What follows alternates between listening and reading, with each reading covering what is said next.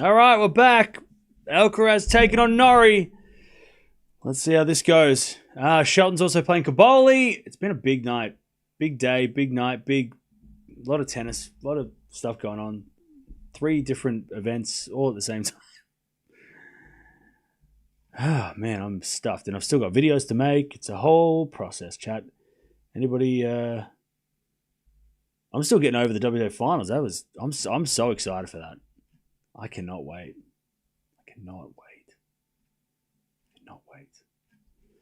WTA finals is going to be so good. All right, let's see if Alcaraz can get it done or if Norrie is going to shock the world. Because it would shock the world. This would be shocking. If Alcaraz was not to win. That's why I love 1 week Masters. Oh yeah, 1 week Masters are so much better.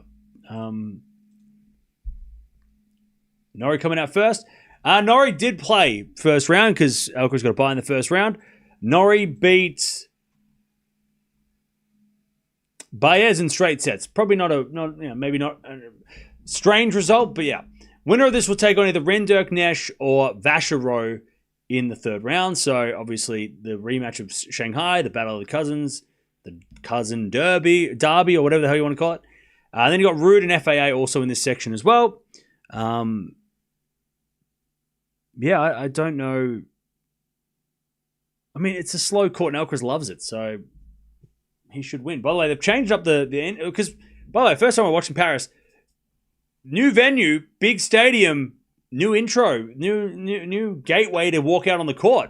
Different to the old one where they had the big the hexagon. It's different. I tell you what, Paris do a great intro. They know how to introduce the players. They definitely have that going for them.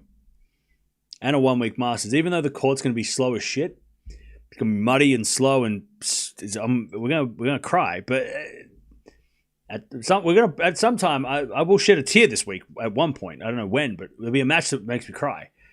It's apparently the court pace index is 36, or a little bit over 30, a little bit under 36, which puts it on par with like a fast Indian Wells. Indian Wells on a fast week. So it's slow. It is slow. Is it slower than Shanghai? Probably not because it's indoors and the humidity's not there, but the pace of the court itself, maybe. But the weather and stuff is not the same. So you're not going to have the same, the same, fatigue issues and shit like that. Shanghai was apparently as slow as Indian Wells. So it's not as slow as Shanghai, but it is slow. Just a tick over 35, apparently. It's usually... Last year was 45. Last year, it was the fastest tournament ever. It was the fastest tournament...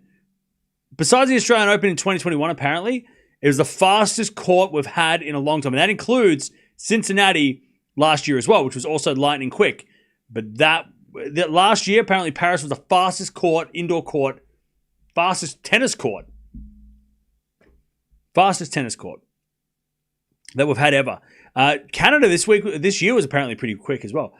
But nobody played that. Shelton played that and he won. Nobody else played that. So it's gone down 10 points. It's gone from fast as hell, to like slightly faster than so Indian Wells last year.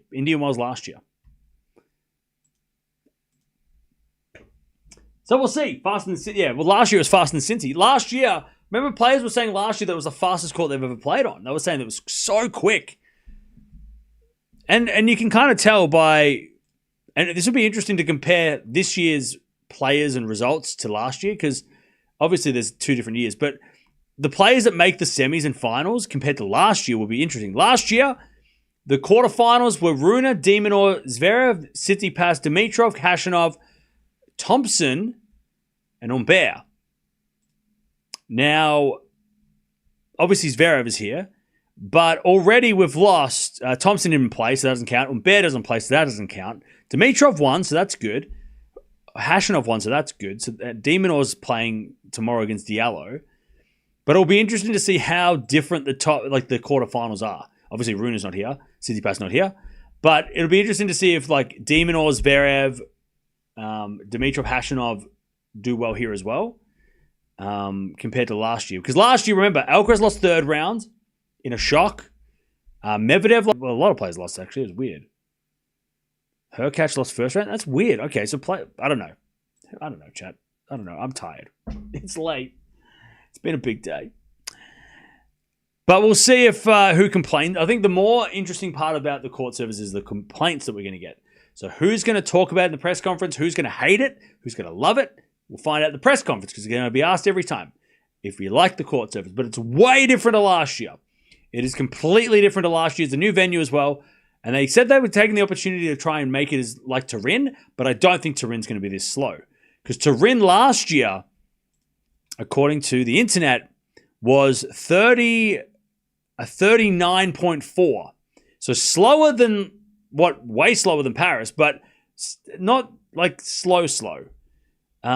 This is probably slower than Turin. It's gone too slow. Turin was about a 40, so about just in the middle. 45 going down to 35. I think they've just got unless Turin turned it down as well. But I don't know why Turin would turn it down when Sinner would probably rather play Alcaraz on a faster court. He wouldn't want to play Alcaraz on a slow hard court because he's never beaten him on a slow hard court. He's never beaten him on a fast hard court. But he'd probably rather play him on a fast, like a quicker court that, the serve would work better, right? Which is a big deal for Sinner.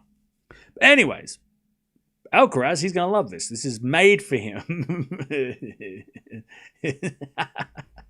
It's made for him.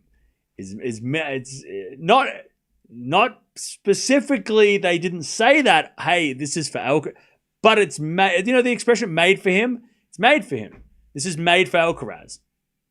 It's made, he should do well here. It's made for him.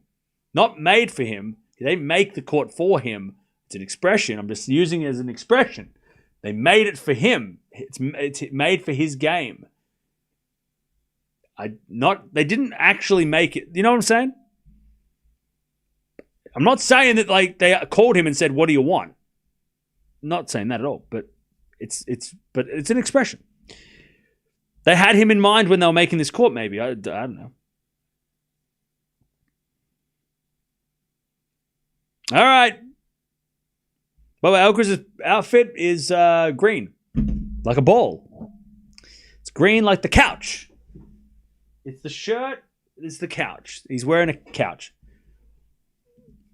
All right. I think I found a seller for Alcaraz's new shirt. Cool. I don't want this shirt. Unless he wins a slam in this shirt, I don't want it. I'm only collecting the slam shirts, but yeah. Have you seen the movie Weapons? Yeah. I saw it at the cinemas. Good. So good. So good. Yeah, Alcaraz is wearing Australian colours. All right, way to rub it in. We're not in the Davis Cup. Jesus, Carlos. Why don't you wear red? You're from Spain. You wear the Aussie yellow and green. Hello? God, it doesn't make it remind me that we're not playing the Davis Cup. Anyways. Why can't they do green pinstriped and yellow shirt and white pinstripe? I don't know. Gonna have to ask the Nike people. I tell you what, this venue is so much bigger than the other one. So much bigger. At least it's so much the venue from the outside. It's not just on a hill. It's huge, huge building. Alcaraz won the toss and elected to receive. I'm gonna go Alcaraz in straights, but I reckon this is gonna take forever. Chad, I don't want to see the sunrise yet. It's already 5 a.m. and the sun's going to come up in 2 hours. If I see the sunrise, this could go 2 hours, even if it's straight sets, right? These guys don't play quick. Norrie's going to win, trust me. Yeah, but you're the ultimate Sinner fan, so of course you're going to say that. You're not going to, Alcaraz wins a point with hitting the tape. You're an insufferable Sinner fan. There's not many of them. Sinner fans are chill, but you're not chill. So, of course, you're going to pick Norrie. If you pick Alcaraz, I'd ask if you're okay. Call the ambulance. All right, love 15. I mean, this is made for Alcaraz. I keep saying that. Backhand goes to the 400 Norrie. This court looks huge too, by the way. What a weird camera angle. Why are they so far away? Backhand in the net by Alcaraz, 15-0. Are you going to show the match on the screen? No, I can't do that. That's illegal. That's super illegal. But I'm going to tell you what's happening on my screen. I can't show it though. But Matthew, if you want to watch it, Tennis TV. That is where you should watch it. Tennis TV is the place to watch tennis. Yeah. Anyways, forehand goes into the back of the Norrie, but Alcaraz hit it wide. 30-15. I love that Carlos is being adventurous with colours. Well, he's got to be adventurous somehow because the results is just so predictable. He wins. So he's got to wear different shirts, so then it makes it feel like, doesn't make it feel boring, Because his results are very obvious. As with a forehand backhand rally, Norrie on the stretch. As with a forehand from Alcaraz down the line. Norrie forehand pass. Alcaraz volley is good. Norrie's going to get there, though. Oh, it hit a winner. Wow. Okay. That got the crowd going crazy. I didn't think Norrie had it in him. How'd he get to that? That was one of the best shots we'll see all week. Norrie just flicks a backhand cross-court winner. One-hander? What? Alcaraz was asleep.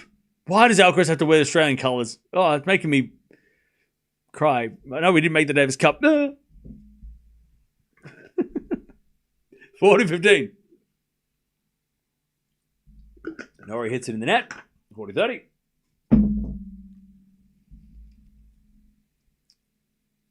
$40-30.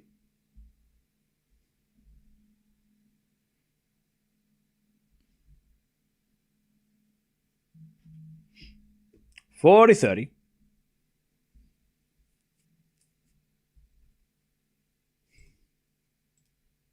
As Norrie hits the backhand, Alcaraz with the drop volley. That's too good, and it's deuce. Now, chat. You know how I feel about the courts. I bitch and moan every time. But I want to hear what you have to say about the court speeds. Do you like the fact that the court speeds are slow? Do you not like it? Do you like the fact that Alcaraz likes it? Are you happy that, oh, good, better for Carlos, right? Or are you not? Would you want him to? What do you think? Because you know how I feel. I want it to be fast because I want to see Alcaraz adjust. I want to see him play, I want to see how he does on a court that makes him uncomfortable. How does he play when things are not in his favor?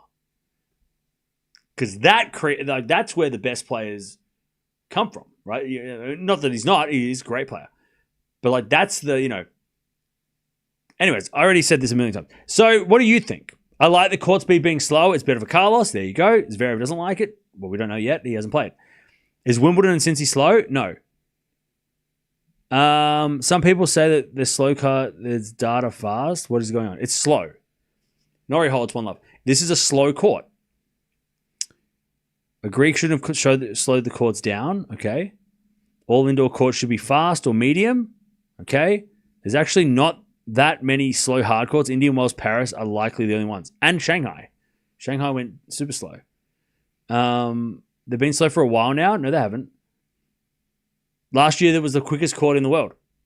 It's slow, medium, slow. Yeah. Last year was medium fast. Now, last year it was straight up fast. Not even medium. It was straight up fast. This year it's borderline medium, borderline medium slow. All Alcaraz fans would want it slow, of course. But the main reason why I don't like it being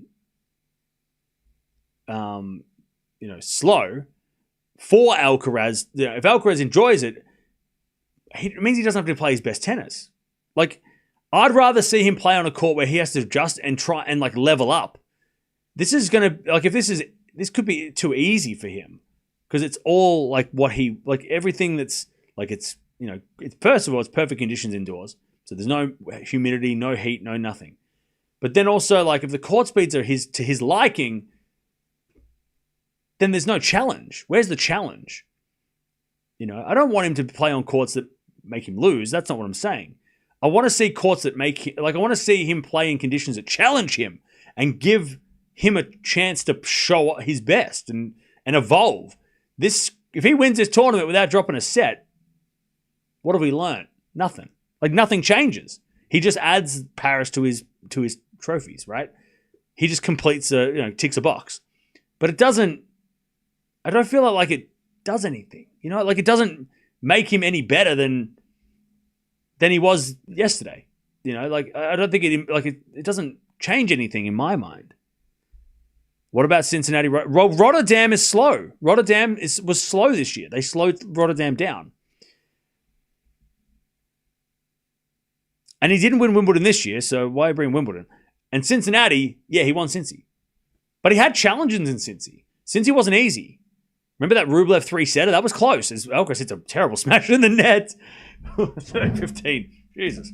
That was a terrible bad miss. And he didn't win Cincy last year, which was fast. So remember that. Remember last year he lost to Monfils in Cincy. But then again, there was that Olympic hangover, He did make the Wimbledon final, yeah. By the way, Mariana, why are you coming at me? 30-15. Is it a drop shot from Alcaraz? Norrie gets with the backhand, but Alcaraz volleys it away. Oh no, he overhit it. A little lazy from Carlos. 30-0. You don't like conspiracy theories? What do you mean conspiracy theories? Who's wearing? There's no tinfoil hats here yet. He lost Wimbledon, yeah, but he's still like 46-3 on grass. Oh yeah, for sure. See, I think the big thing for me as well is, as we'll get to that in a second, 30-0, 7 to the 4, let from Alcaraz. See, I think the thing also that kind of bugs me is that, and not some, again, doesn't bug me like because of Alcaraz or like it's not his fault, right? None of this is his fault. He didn't ask for this. As with a forehand out of the backhand of Norrie, backhand out from Alcaraz, goes in the net and it's 30-40. Sorry, Norrie with a break point. See, the thing that makes Nadal and Djokovic and Federer, I don't know, comparing them is not fair, but I am. Is them having to like they always used to play tournaments where there was a tournament where they just didn't do well at, and then eventually when they won it, it was like wow. This tournament could have been that for Alcaraz, where last year he lost to Humbert and it was really tough. It was and then it was an upset, right? But then this year, because it's so different and they've changed so many things. If he wins it, it won't be as fulfilling as if he had figured out how to win Paris. Remember Nadal? He never won the ATP finals, right? But had they slowed it down, as Norrie hits in the net deuce, maybe it would have been better for Rafa. You know what I mean? It would have been interesting to see how Alcaraz, if they had kept the same speed of court throughout for the next 5-10 years, to watch Alcaraz try and go to Paris and go, man, this tournament's tough. I need to figure out how to win this thing.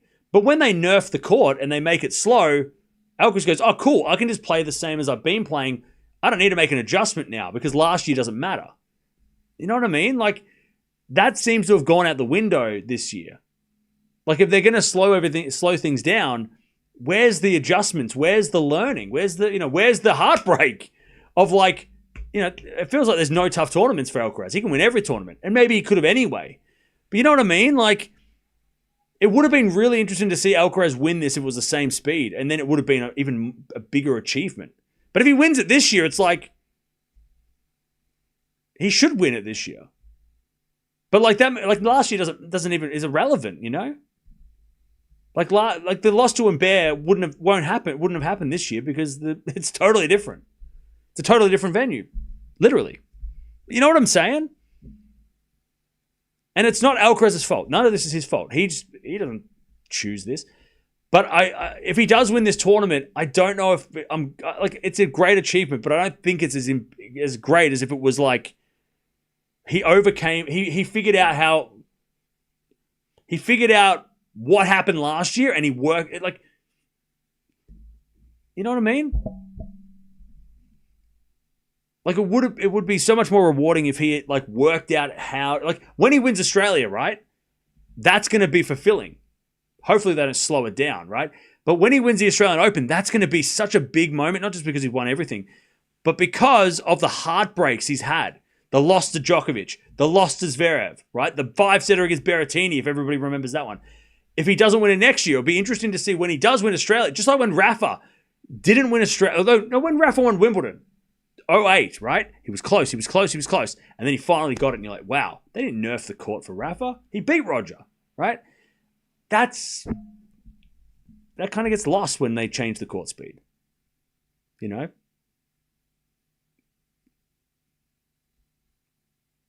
But he has to win this tournament before we can say any of this. He might still lose, and that would be a shock.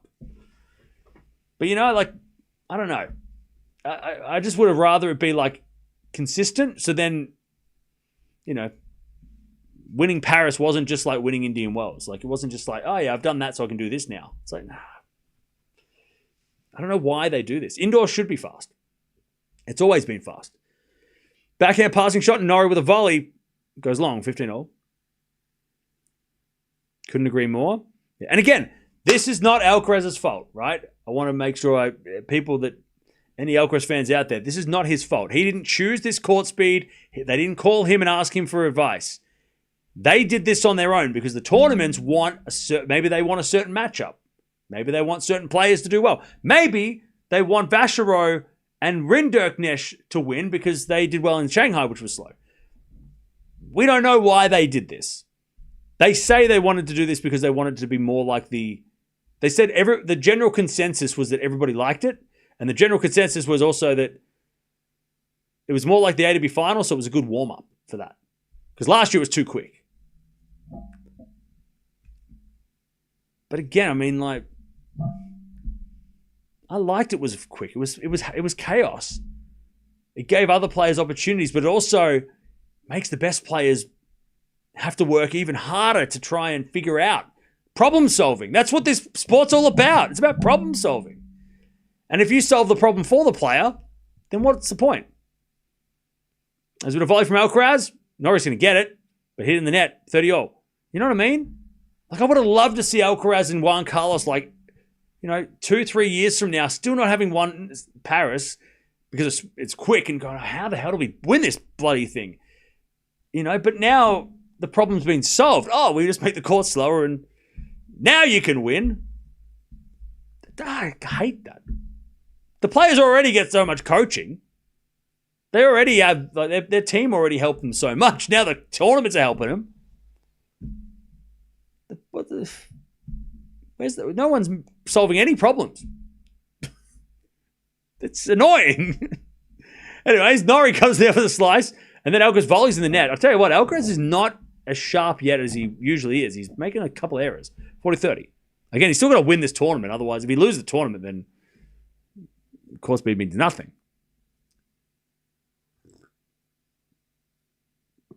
How do you speed up or slow down the courts? Usually it's, I think, like the grit in the concrete or the paint. I'm not sure the technicalities around it, but I think it's something to do with the grit in the ground in the paste that they put out when they make the court. Norrie holds 2-1. But haven't most courts become faster like Indian Wells? Why is everyone pushing this narrative? It's not, no one's pushing a narrative. Why are you using, that's a very serious sentence. No one's pushing a narrative. We're just no one. I don't even know who you mean by who's everyone? All I'm saying is I want to, and look, Alcaraz has won Wimbledon, you're right. Alcaraz has won grass court matches. Yes, he won Cincy. Great. Then why do we have to change the court speed in Paris? If he can win those, then why change Paris?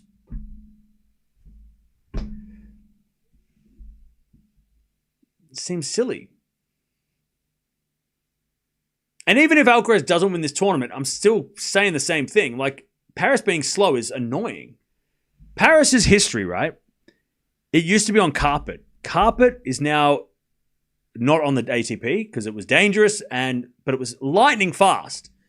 So whenever you watch matches in Paris from back in the day, it's the big servers are doing well. You know, it's fast, it's quick, it's, you know. But now you watch Paris and it's like, this isn't this. What is this? This doesn't look like the same Paris. The history of that is kind of gone now because it's like, well, it's not even nothing. It's not even, maybe the court colors are the same. But like, it would be cool to be like, well, you can't use carpet, but at least keep it to that, like, you know, that carpet speed. You know, that would have been fun to kind of like, rather than, you know, whatever they're trying to do now. It would be cool to do that. You know, go, okay, well, the history of Paris was fast. Carpet was quick. Let's try and keep that. At least keep that because they can't use carpet. But, you know. But they obviously don't want that for whatever reason. They want longer rallies. They want whatever.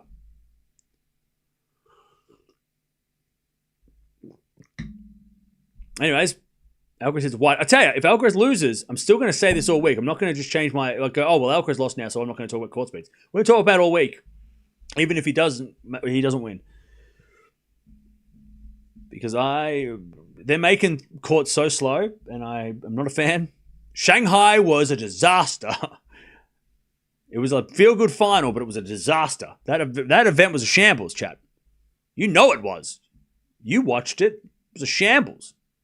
Slow courts and humidity was a shambles. It was a nightmare.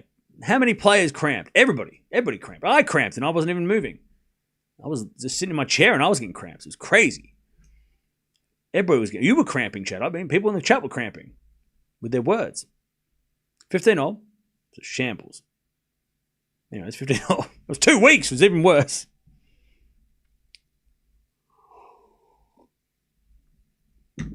Ah, 15-0.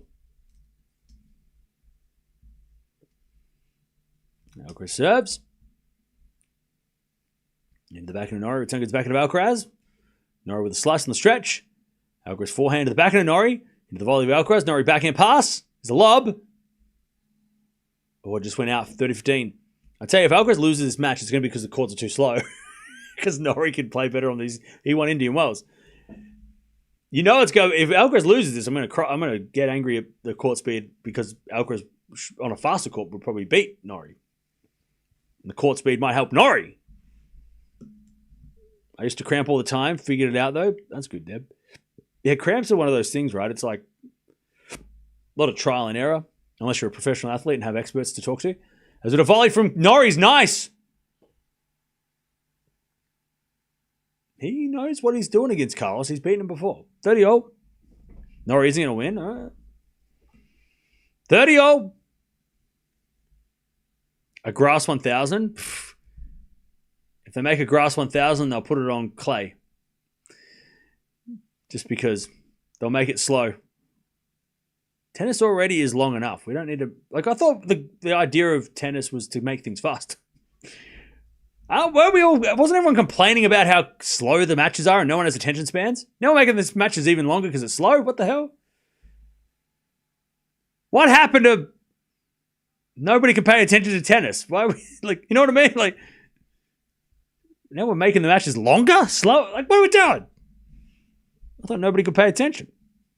You know, it's 40-30.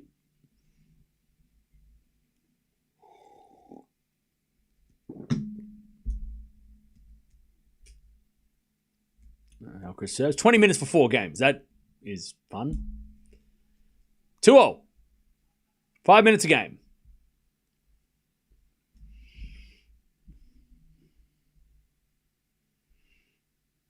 All right.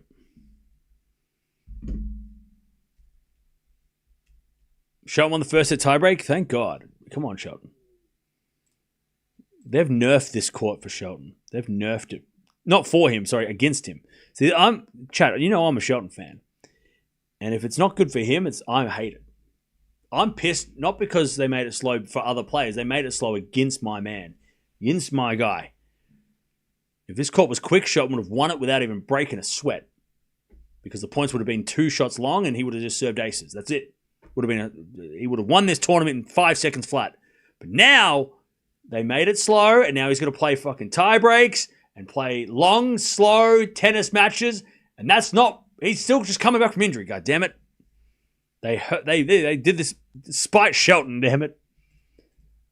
He beat Sinner on a fast Shanghai court 2 years ago. Now they nerfed him. They've nerfed my boy. 15 love Norrie.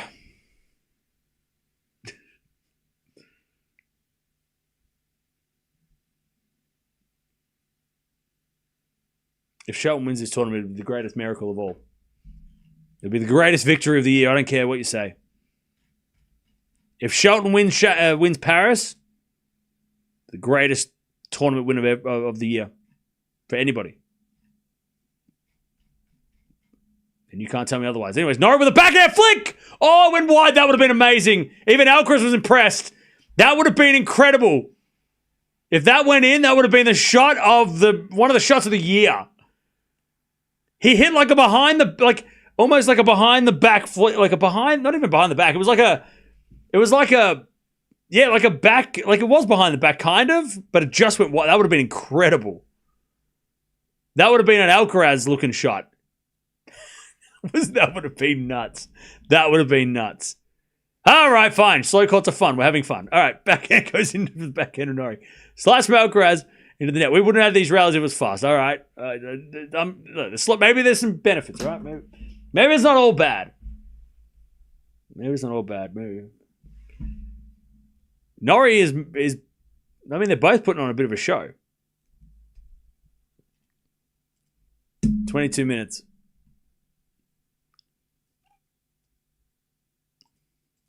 I'm going to fault second serve.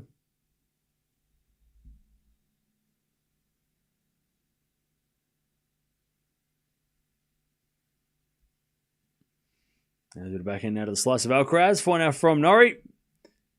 Into the front of Alcaraz, who hits a winner. All right, 30-all. This is a good way for Shelton to adapt to different court speeds. Like you were saying that for Alcaraz earlier. Yes. But when does Shelton get to play on a surface that complements his game? Right? If this was 20 years ago, Shelton's game would be one of the favorites for this tournament. He would be one of the favorites. If this was 2002 or 1999, Shelton would be one of the favorites. What are the courts to help? Like, why does Shelton have to, okay, you're right. But Alcaraz has Indian Wells. Alcaraz has the clay. Alcaraz has, Shanghai, right? Where are the quick courts for Shelton besides Cincinnati and maybe the grass and maybe Australia? All right, US Open's a little quicker. Maybe US Open, maybe. But the courts are why are these courts becoming way slower? This is supposed to be a serve bot's paradise at this stage of the year. I mean, he wins the fastest surface of the year was Canada. Shelton won. But Paris is supposed to be Shelton's advantage. And now it's indoor Indian Wells. Indian Wells with a roof. Shelton can't win Indian Wells with a roof. But if he does, it'll be the greatest win of the year. And you can't change my mind. You can't tell me otherwise. Greatest title run of the year. And win. Better than Wimbledon. For Sinner. I would have loved to see Draper here. I would have loved to see... Who said I hate Draper? I would have loved to see Draper here. Especially because he won Indian Wells. This would have been... And he can play on indoors. Draper here would have been... This would have been Draper's... Maybe it would have been Draper's title to win. God. Can he come back? Is he still allowed? Can he play? Can we get him back? Anyways, advantage Alcaraz. Backhand goes to front of Norrie. Into the backhand of Alcaraz. Norrie backhand. to the front of Alcaraz as Norrie back in again. In the net, there's the break. Again, we're averaging 5 minutes a game. Luckily, I'm yapping enough to make up for that. At least I'm having fun. Mandy. Sinner. Thank you for the donation. Sinner. Were you supposed to say something more, or was that it? Did you miss the message? If you did, I'll read it out in the chat. I'll make sure I look for it. But thank you, Mandy, for the £10. Oh, euro. €10.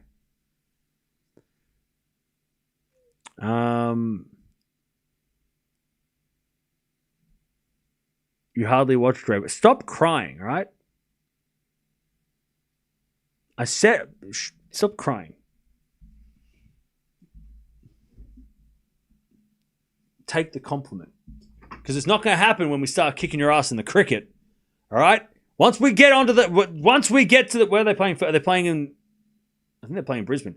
Once we get to Brisbane, I'm saying nothing nice about the British, about the English. You're all out. Because you ain't winning the Ashes.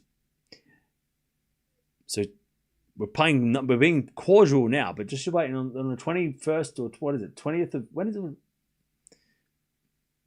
Just wait. So let's play nice, all right? Draper would have been really good here, all right?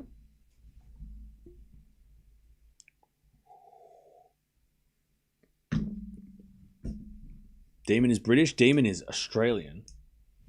And Katie Bolter is an adopted Aussie. All right. Alcaraz to serve. If Sinner and Alcaraz play here in these conditions, who would it favour more? Alcaraz. Because I think this court won't help Sinner's serve. And I think Sinner's, the general consensus is that Sinner's serve, right, is one of the weapons that he needs to be working against Carlos. And when it's not working, he loses. And I don't think this court is going to help him his serve. Because Norrie hits a lovely love 15. So I think Alcaraz wins if they play on this court. Now, if they played on last year's court, maybe it's advantage Sinner.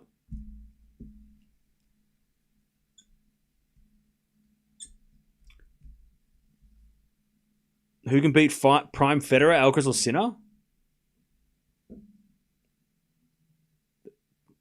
Why are we comparing eras?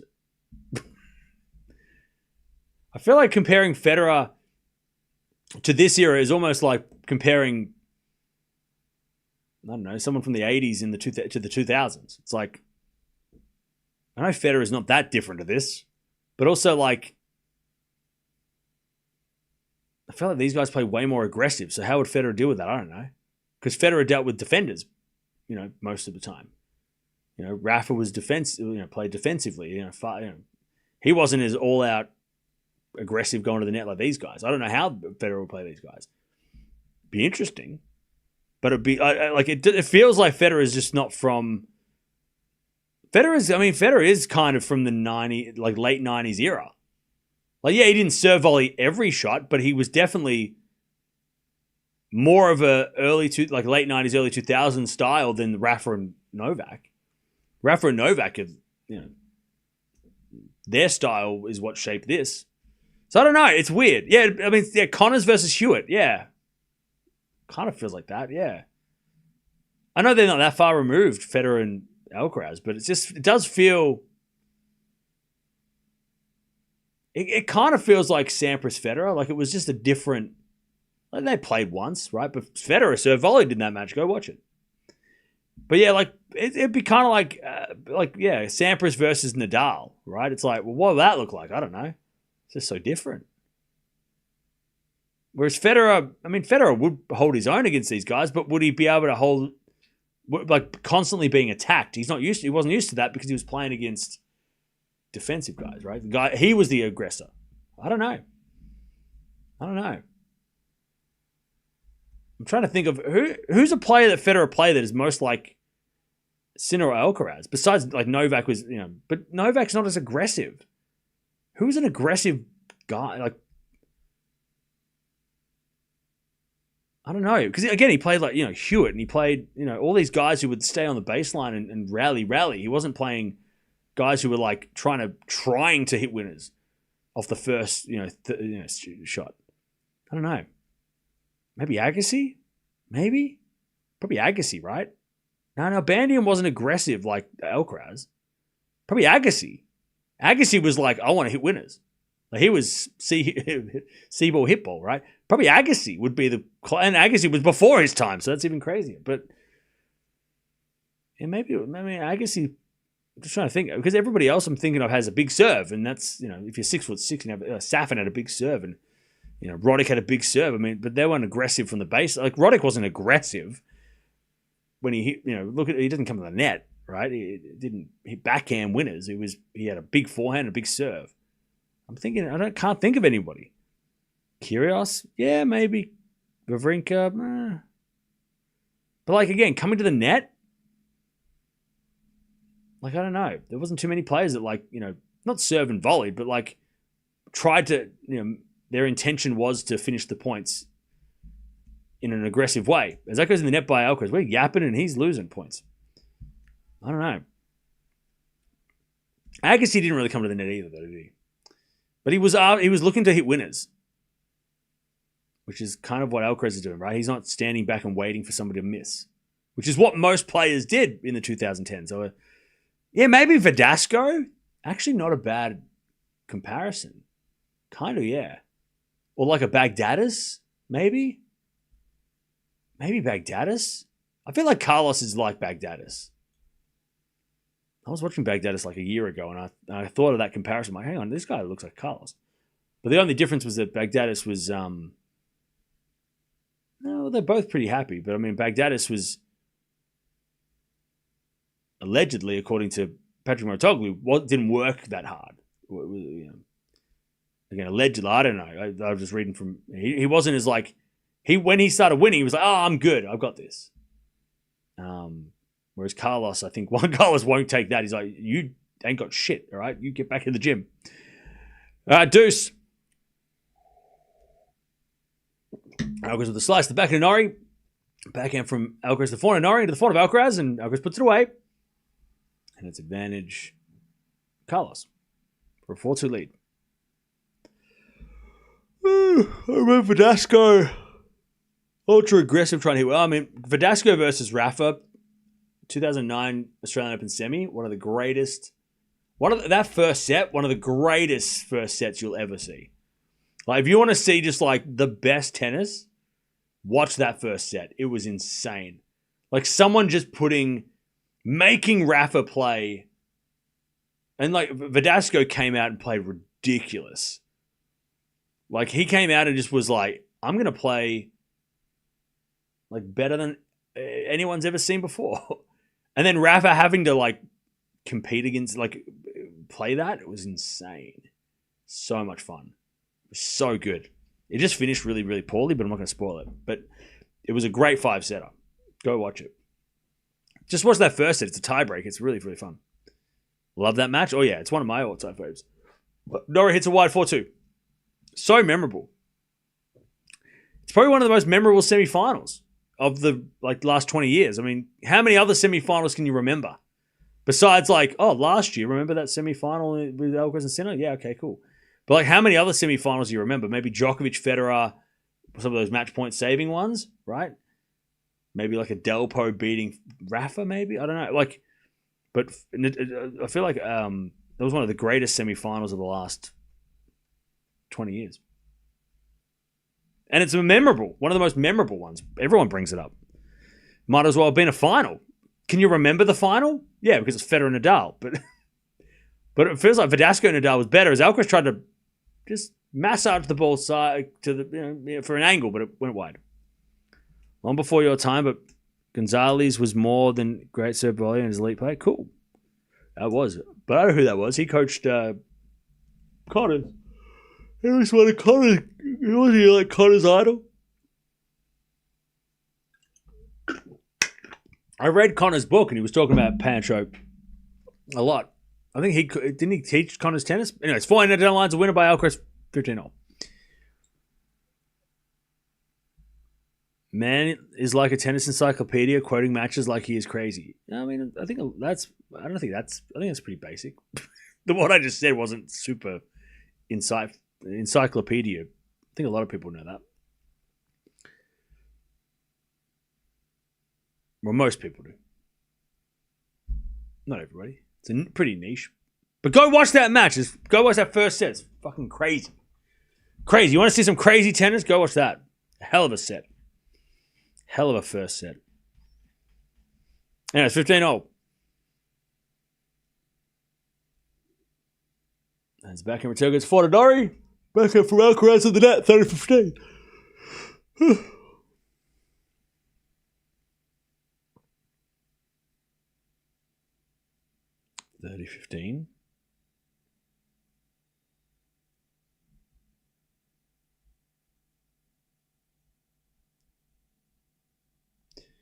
30-15. My favorite semi-finals is Team versus Rafa AO. Wasn't that a quarterfinal? Because then Team plays Zverev in the semis, right? That was 2020, right? By the way, underrated 2020 final Australian Open. Underrated. People forget how close Team was to winning that. Such a good final. He was up 2-11. He had a chance to break in the fourth, but sorry, 2-1. Then he had a chance. I don't think he had break points, but he was close to breaking in the fourth, and then Djokovic came back and won. But underrated. That doesn't get talked about enough, that final, because we've had so many good finals since then. Rafa versus Medi, Sinner versus Medi, obviously the Federer Nadal match of 2017 and 09 and 2012 and blah blah blah blah blah. That match gets so missed. But Team versus Novak, when Team was at the peak of his powers, and he was kicking Djokovic's butt for a bit, it was great. Team's running the Australian Open, so underrated. He beat Rafa, he beat Sasha, and he pushed Novak. Team deserved that.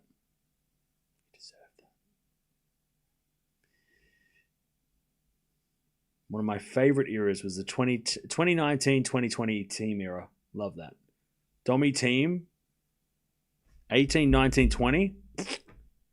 Loved it. That was like the Wawrinka of the mid-2010s. It was a guy that just like had a one-handed backhand. Anyways, volley from Norrie. It's too good. All right, 4-3. I know we're not watching this match, but we are watching this match. But also, we're talking about tennis. This match is taking a long time. 7 games, 40 minutes. It's close, though. 4-3, Alcaraz with a break. Who plays first on Saturday, Sabalenka or Iga? No idea. I have no idea. They'll probably see what the doubles does, and then they'll because Paolini won't play. They'll adjust it to Paolini.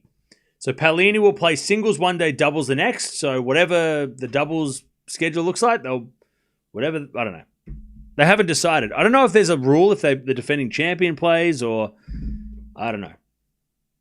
I'm going to guess Sabalenka versus Sabalenka's group day one because she's number one. They'll put her on first, maybe? I don't know. Cam did not witness what he is mentioning at times. What? What are you talking about? That made no sense. Our team was the biggest challenge to the big three. He was the last, before Alcaraz, he was the last big challenge. And Delpo, but Delpo, Delpo. Whose peak you enjoyed better, Roger, Rafa, or Novak?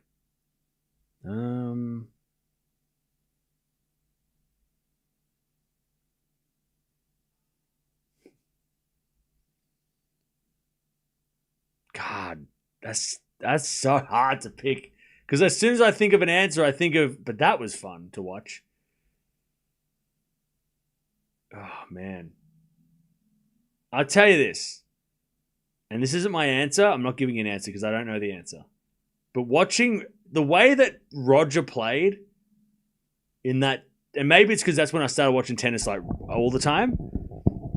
Watching Roger take the game to like this ridiculous level that no one had ever seen, that was pretty awesome. Even though it hurt me as a Leighton Hewitt fan a lot, But watching like 2004 to 2008 Federer, that was pretty crazy. Like he went like the game was like Sampras is the greatest of all time. And then like 2 years later it was like, oh, we didn't know that was because it was serve volleys. And then and then Federer happened. It was like, where'd that guy come from? How did he know that like he was teaching us how to play, you know, like he was teaching the world like what people could actually do in tennis. Like the baseline game was introduced in the early 2010, like 2000s, right? As in like they slowed the courts down at Wimbledon, and serve volley tennis kind of went out of fashion, and the technology changed. But then Federer's like, oh, I'm going to show you how good baseline tennis can really be. Like and he was like so much better than everyone for so long. And when he'd lose a match, it was like the biggest upset of all time because it was like he never lost. He never lost, except for Rafa on clay. Crazy. Because like Rafa's peak was great, and Novak's peak was great, you know. But Roger just took the game from like here to here, whereas those guys took it from like here, like a little bit. Like Novak, obviously the achievements, and Rafa, you know, on the clay. But like Roger he elevated the game. Like that was crazy to see. He made everybody look terrible. Like before he ever played. Like, you know, like everybody who played before Roger doesn't look like that's, you know, he made them look, some of the greatest players ever look bad. And you're like, that wasn't bad. It's just Roger just, you know what I mean? It's crazy. Crazy. That's not my answer though. I don't have an answer. But that's something to take notes. I think he improved the game more than anybody. If that makes sense. 40-15. Like he elevated tennis more than anybody. Because Novak and Rafa probably wouldn't have reached that level had he have not started that, had Roger not done what he did, right? He took the game to like ridiculous levels, and then that forced Novak and Rafa to go better again.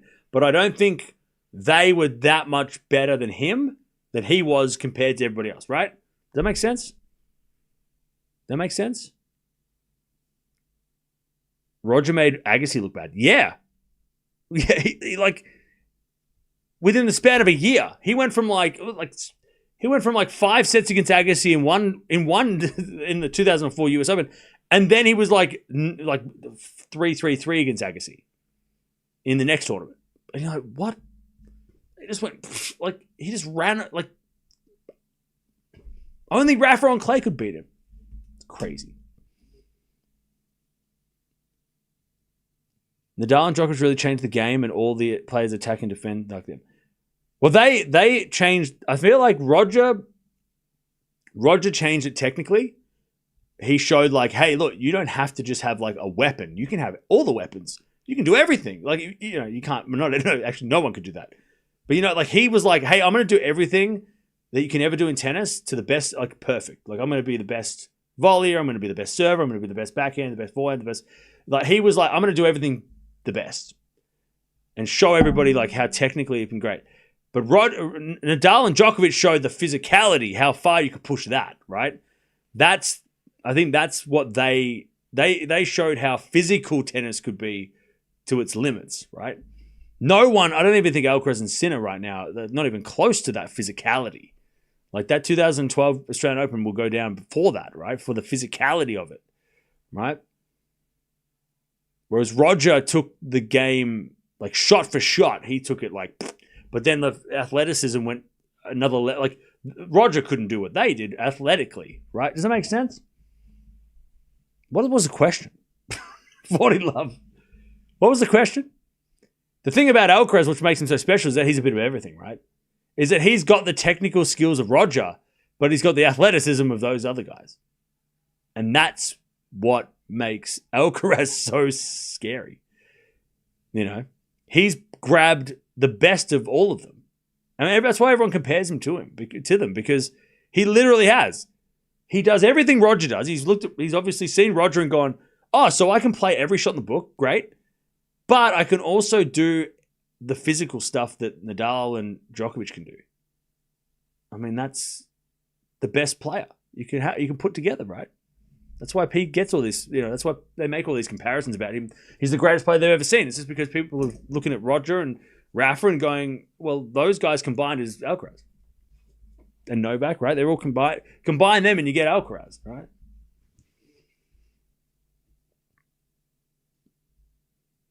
And then sprinkle in a little bit of like happiness, like fun. He's having fun. But he's having fun because he's so good. Wouldn't be smiling if he was missing shots. Anyways, good question. I feel like we went on a TED Talk for that. Alcaraz's biggest strength is his ability to watch, mirror, and make his own. Oh, yeah.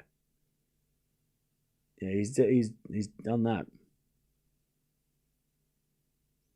If you had a chance to spend a day with any player, who's that going to be? Well, Leighton. Yeah.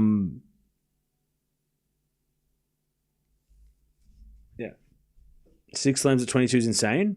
It is. It has been done before. It's not just to remember that. But we know that unlike the guys who've done it before, he's going to go and he's just getting started. The other guy, but then again, Borg retired at 25, came back, If Alcaraz gets bored, he's not going to stick around. He's not going to play if he doesn't like it, Yeah, Rafa, I think, did Rafa have 5 at 22? I think who was it? Verlander, I think he had 6 at 22. But he retired early too. I mean, those guys peaked super early and then they got bored. They walked away in their 20s, in the mid-20s. Zoka's a 4-game winner. It's 30 love.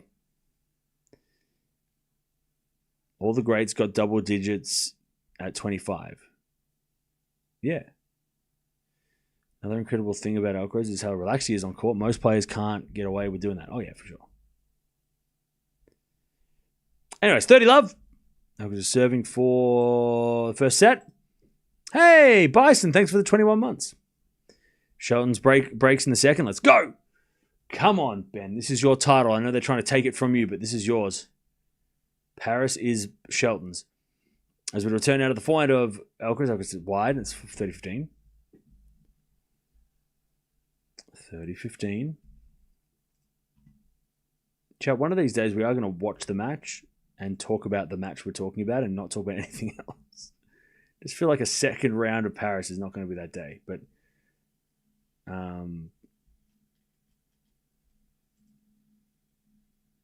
yeah.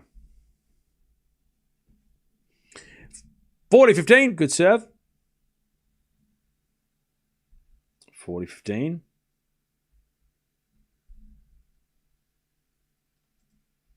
Set points to take the first set. Hey, Saida, thank you for the 21 months. All right, so Sabalenka is going to play first. All right, thank you, Gene. Forehand now from Alcaraz goes to the back of Norrie. Into the front of Alcaraz, and Alcaraz overhits it, 40-30.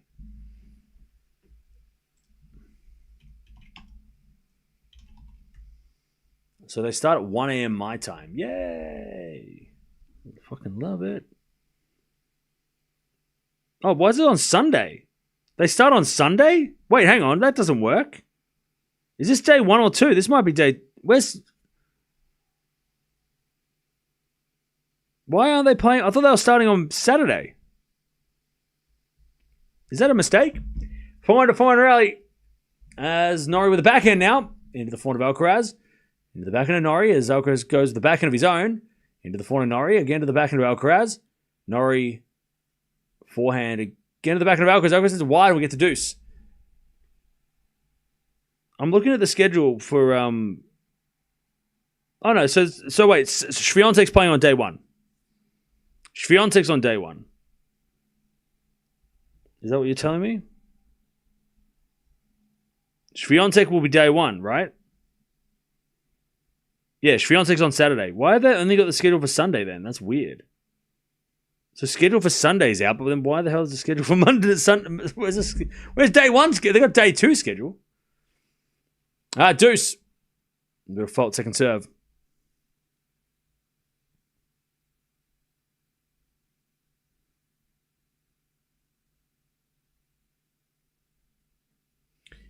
As we just serve now the back end of Norrie. Return goes forward of Alcaraz. He puts away the winner. Advantage Carlos. Yeah, day two schedule. Where's the day one schedule? That's weird. We already know who's playing on day one, though. But it's weird that they would release day two and not tell us who's playing first on day one. All right, advantage Alcaraz. God, that's going to be such a tough night. Wait, Saturday's Sunday for me, right? Paris indoor semis. Back in Alcaraz winner.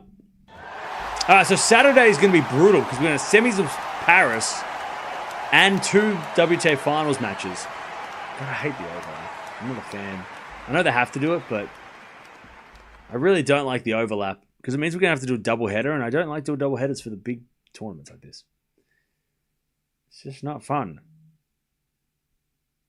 That's all right. We'll do what we have to do. We'll do what we have to. All right. 6-4 first set. Was that an hour? 51. Okay. Ooh, Alcaraz hitting a lot of errors, though. 17 winners, 19 errors. It's been aggressive. Yeah, Dimitrov beat Pirikar yesterday. If Fonseca controls his power, he can be the third. Maybe. We love Fonzie.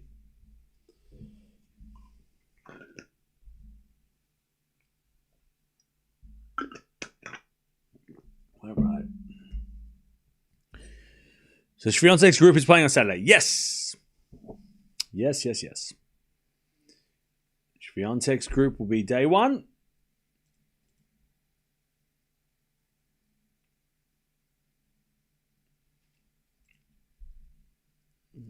All right.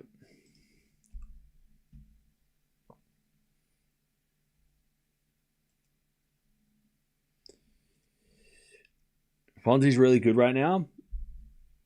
He is really good right now. But he's also sore right now, so I'm a little scared about him in the next match. He's playing Hashanov, right?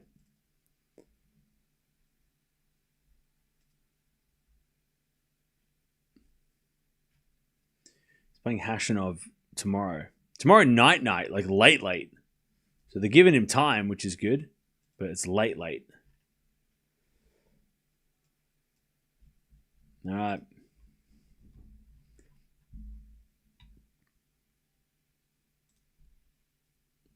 Norrie serves first in the second.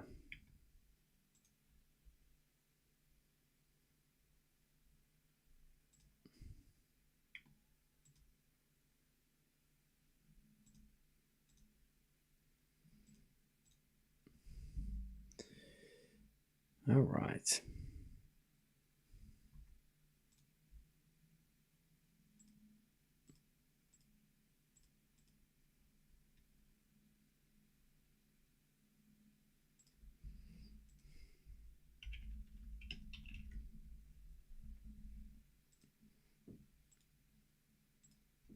All right, there's a forehand now to the back end of Norrie.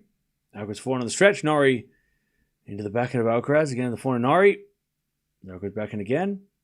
Into the forehand of Norrie. To the back end of Alcaraz. Norrie goes down the middle. Alcaraz to the forehand again. The forehand of Norrie. Into the forehand of Alcaraz. And Alcaraz in the net. 15 love.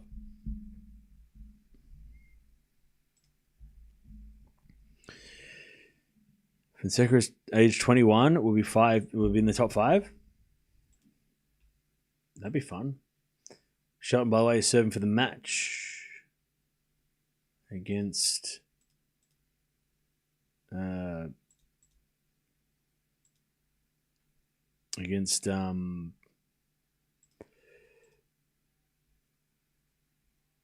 his opponent. It's Kabali. I literally just saw his name. All right.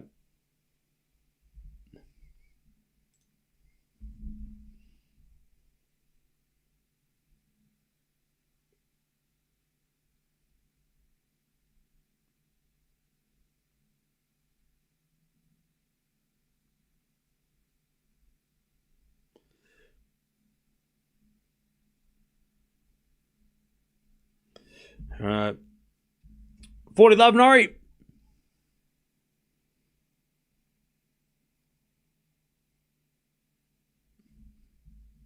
$40 love.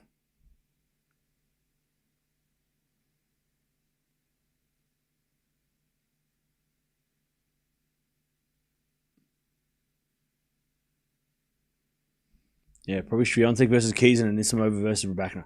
I think Anisimova Raducanu will be the first match, though. I don't think they'll put Swiatek and Keys on first. I think they'll put that on second. Unless it depends on Polish time, I guess, because they want to try and capture the Polish audience watching at home.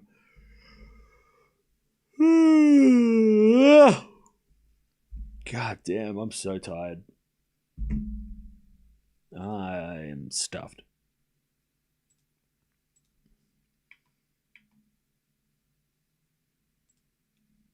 All right.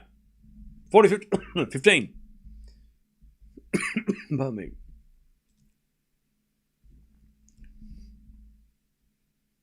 Seven to the back of Alcaraz. Alcaraz hits a return winner. 40-30. Easy. It's just that easy. 40-30.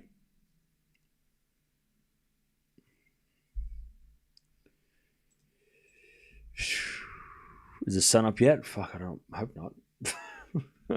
I hope not. I don't want to look. Backhand goes out from Alcaraz and 1 love Norrie in the second. There's the first. I had to take Mia to the to get a haircut and cleaned up. So I had to be up earlier than I would have liked.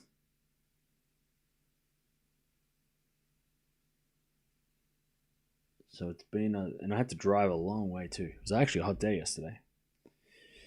But yeah.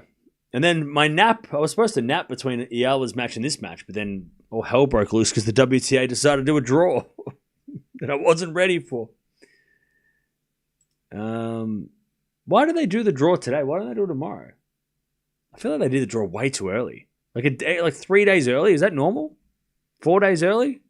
Tuesday, and then what? Wednesday, Thursday, Friday, and then Saturday they start. It's like ages away. I thought it was supposed to be tomorrow. Or at least Thursday. I feel like they did it way too early. Like 4 days early? That's crazy. We just started the week. 15 love. It would have been good to do it tomorrow when I didn't have anything else on. Tomorrow we're only watching Sinner, I think, just at least for now, and we might watch something after before that, but because Vera's playing. But yeah, I feel like today it's been so busy. Why'd they throw that at me? Why'd they do this? As Norrie hits a forehand to the front of Alcaraz, Norrie backhand into the slice of Alcaraz. As Norrie forehand to the backhand of Alcaraz, Norrie comes in with a volley winner. Please, can we watch the cousins? I don't want to watch that match. I'm sorry, but we're not watching that. We watched that in Shanghai, and nobody watched that, unfortunately. Also, they're playing at night, and I don't want to stay up all night if I can help it, because it's going to be a busy couple of weeks. Like, the next 3 weeks is going to be so crazy, and we're going to watch so much tennis that I don't want to watch matches just because it seems like a good idea at the time. You know what I mean? Like, I don't want to watch... Oh, they're playing first thing in the... Wait, no, they're not. That was Vacheron today. Oh, they're playing first thing tomorrow. Actually, okay. I changed my mind. Probably no. Maybe. I thought they were playing at night. Why are they playing first thing in the morning? That's weird. Is that not weird? I thought they were playing a night session.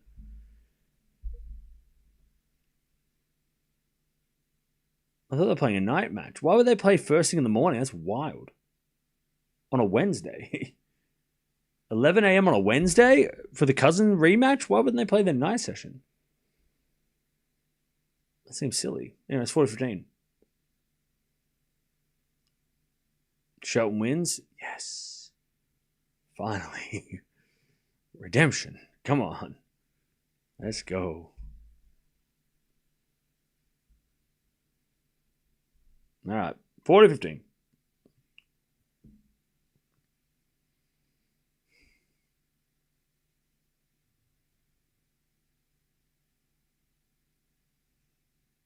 There's a bit of volley from Alcaraz, and it's 1-1. 1-1.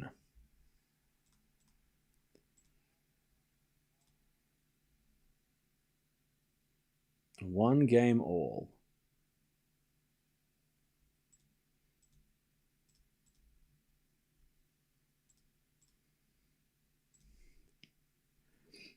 Is Shelton on Sinner's side of the draw?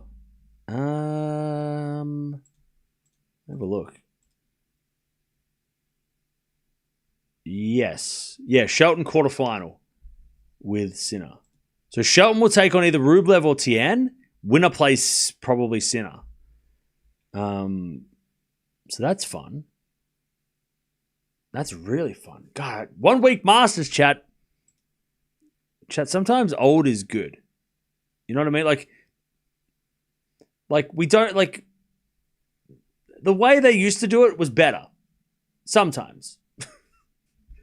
You know what I mean? Like the not old, like not old, but like the old way was better. The way old way is like, okay, old way of doing the internet, not better, right? Dial-up internet, that wasn't better. This is way better. What we have now, right? Much better. Old phones, not better. These things are way better, right? But the 1 week Masters were better. 1 week Masters were better.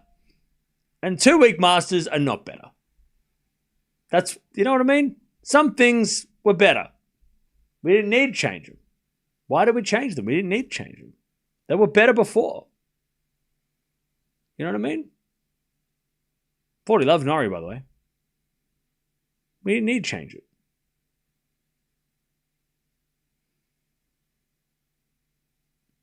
Now get off my lawn. Hey! Don't you look at me and say that you like them. Nobody does. The tournaments like them. The ones that have them because they get paid. That's about it. Vasheroy loves it. The lower ranked players like it. Maybe.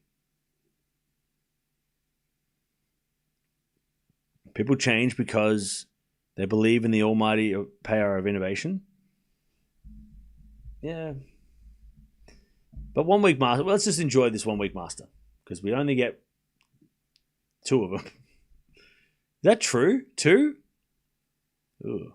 Not on the men's side, right? Only 2 of them in 1 week. Wow. Monte Carlo in this, right? That's it. Everything else has been stretched like thin paper. Just thin, like gum, like stretching just stretched like a pizza dough, you know, just stretched and then like there's holes in it. So you stretch to its. 1 week is good. Yeah, 1 week is great. 1 week is awesome. So many matches is good. Yeah, I mean, there's so many good matches, though. By the way, laziest proposal of all time. Sorry, lady. You got to get a better sign than that. You can't just get a... This pisses me off. Not really. That was lazy. She just, gets her phone. She does all this. She could, You didn't make a sign. You just got a picture and put it on your phone. Marry me, Carlos. Did you even draw that, lady? The hell? You think he's going to read that and he's going to be like, yes, that's my wife. The hell? You need to put more effort in. That was lazy as fuck. I'm sorry. That was that's crazy. You can't just hold up your phone with a picture and say, marry me. Yeah, he's going to look at that and go, oh, yes. No, you got to, if you put in effort, that was so lazy. That was the laziest proposal ever. Crazy. You need to get glitter. You need to get glitter. You need at least 3 times bigger, the sign. It's too small. We can't see it from there. If you're in the second row, we can't see the phone. I don't think she really wanted to marry him. That's what I'm putting out there. I don't think she wasn't really in it. Marry me, Carlos. You don't look at, do you want to marry Carlos? You don't see, you didn't put that much effort in, but do you really care? The hell? You're not going to get his attention with a phone. Everyone's got phones. Anyways, Norrie love 30. That's crazy. Chad, that's crazy. You're not getting his attention that way. You got to make a bigger sign. Get an iPad at least. Get an iPad. Bring your iPad. At least it's a bit bigger. Marry me, Carlos. He don't want to marry you. He's taken. Probably. I don't know. There's love 30. First there's a foul, second there. That was. I'll tell you what, chat. Kids these days, they're bloody. I don't know what's going on. It's Gen Z. Come on, Gen Z. You got to lift. Put in some effort. None of this AI phone signs. You make a sign with your bare hands. That's what we used to do. Go to the craft store and buy some glitter. That's what we used to do. You should draw something with your hands. Make a sign. God. Now I know how everybody felt about millennials. We were the worst. Love 40. Love 40! Norrie's got break points. As a return goes in the form of Alcaraz. Norrie forehand slice. Alcaraz volley. Oh, goes out. Wow. I'm not getting any sleep. 3-1. 3-1.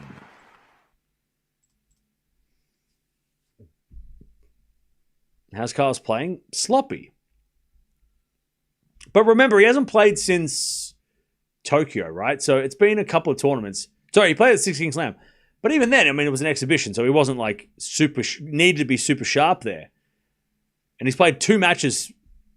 One was against Sinner, one was against Fritz, right?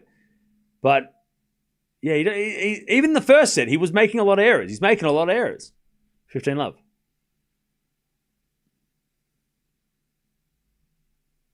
How long have I been married and how did I propose? I've been married.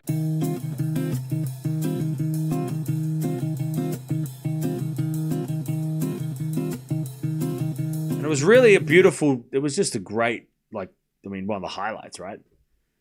15 love. As that goes wide by Norrie, 15-all. 15-all. Yeah, you should have seen it. You should have been there. It was magical. 15-all. Norrie trying to consolidate this break.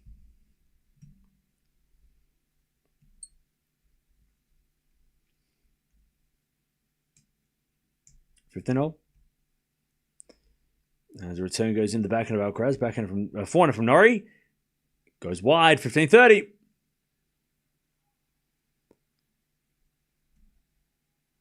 15-30.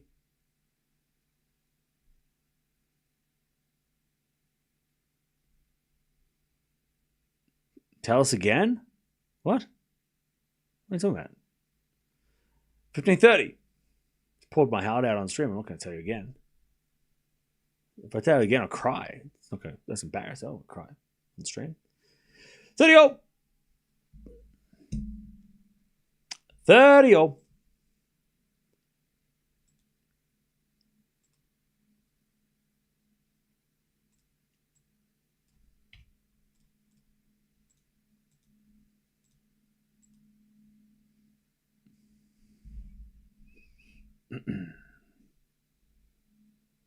$30-all.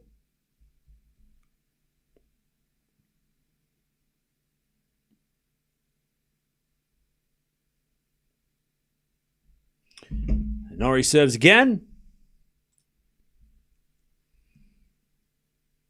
As the return goes the back end of Alcaraz. Forehand from Norrie. Into the forehand of Alcaraz. Norrie wins a point. Alcaraz goes wide. 40-30. 40-30.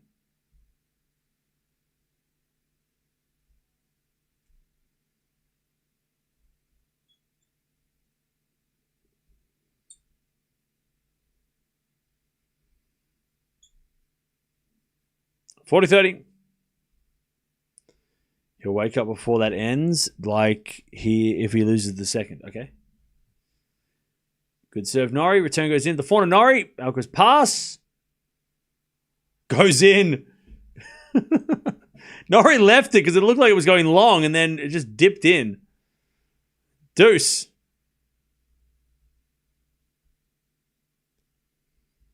Listening to some awesome metal music. What some recommendations? I don't know. I don't know.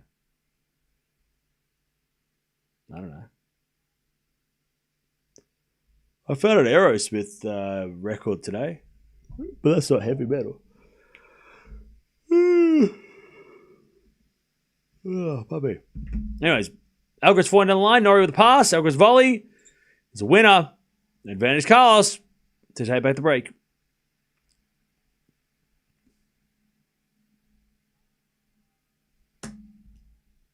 Pink Floyd's not heavy metal.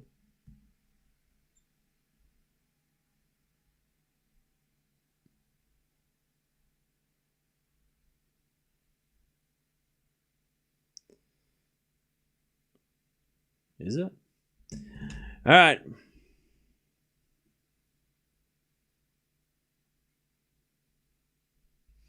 As we slice from Alcaraz into the backhand slice of Norrie. Alcaraz backhand slice in the net. Deuce.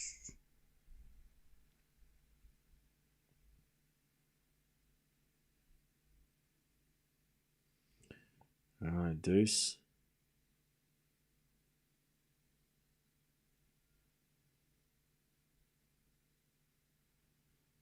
Oh, damn it, chat. Now I'm starting to get hungry. But it's too late to eat. First serve is fault, second serve.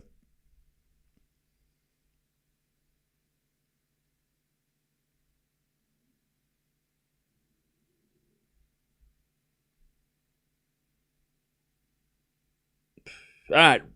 Backhand from Alcaraz is good. To the forehand, Norrie. Norrie hits long. Advantage Alcaraz. Get some fruits. Nah. I'll just starve. I'll just go to bed. But I can't just go to bed.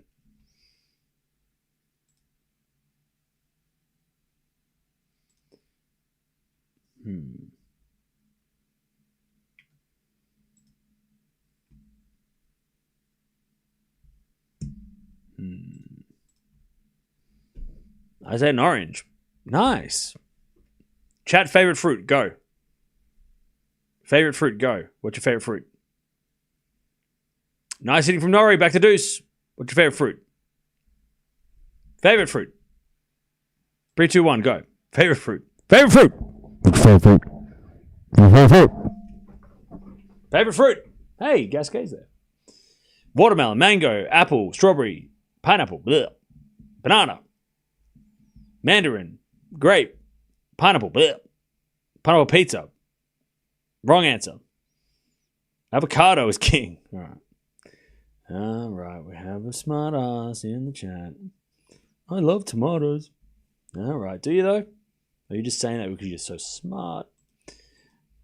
You listened in that lesson. I remember my teacher told me that. Oh, I'm so smart. Tomato. Nobody's favorite fruit is tomato. All right, advantage Norrie. You're just saying that to be a smart ass. You know it. Your name is Sinner. All right, advantage Norrie. Cherries, grapes, blueberries, olives. Are you being smart? Pear, kiwi, mango. At advantage, Norrie. Pomegranate.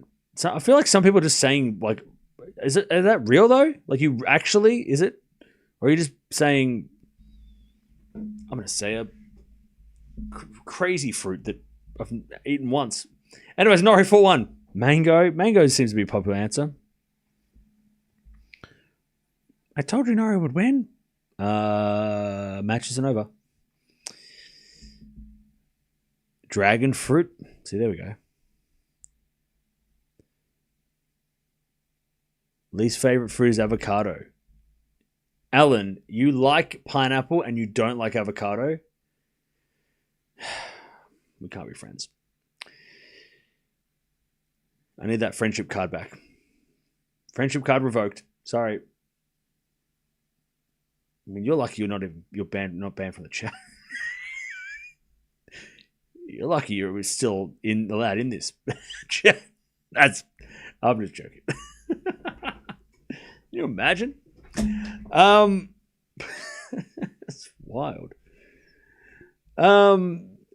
Apples from the Northern Ireland and Scotland. Well, at least you're not fussy. Nobody likes peaches, apparently. Raspberry, nice. I thought the siesta had gone, but they're back. Well, blackberries are nice. Okay. Nobody said I think one person said strawberry. Is chocolate a fruit?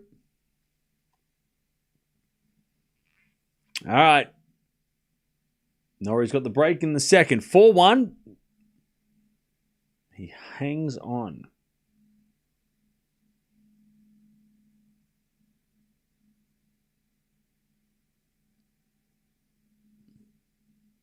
Chocolate is a fruit. Yes. Let's go. Cocoa's a fruit. Let's go. Let's go. I've been lied to my entire life. All right, 15 love. Is Alcaraz injured? I don't know. Is he? I haven't been watching. 15 love.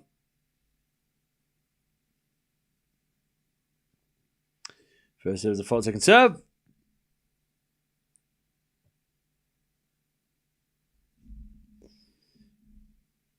There's a return from Norrie in the net. 30 love.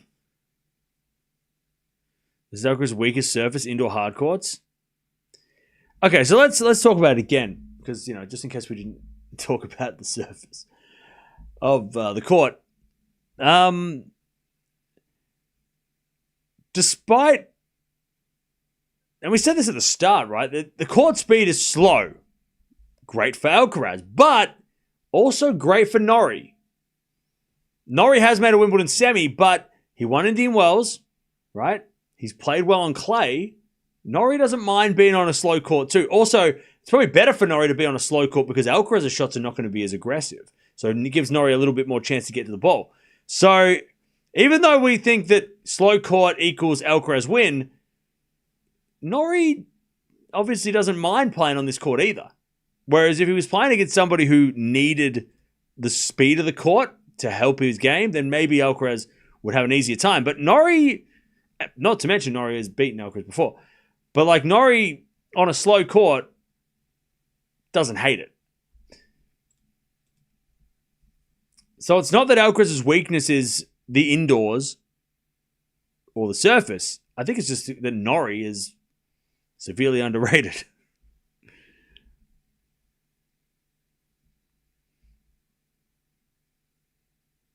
All right, 1 hour and 20 minutes. This is definitely that long. 4-2 Norrie. 7 to 4 of Alcaraz. Return the backhand of Norrie. Backhand from Alcaraz is Norrie with a volley. Alcaraz forehand on the line is going to be a winner. Love 15. Love 15.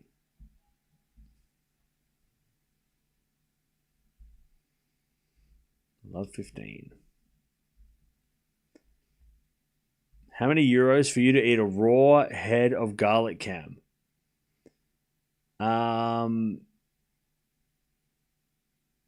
What? We don't do that here. That's not a... I'm not for sale. Backhand goes into the forehand of Alcaraz. Into the forehand. How much money for you to shave your head? How much money would you give me for you to shave your head? If you give me £100, or euro, you can shave your head. That sounds fair. 15 all. I like that deal. 15 all.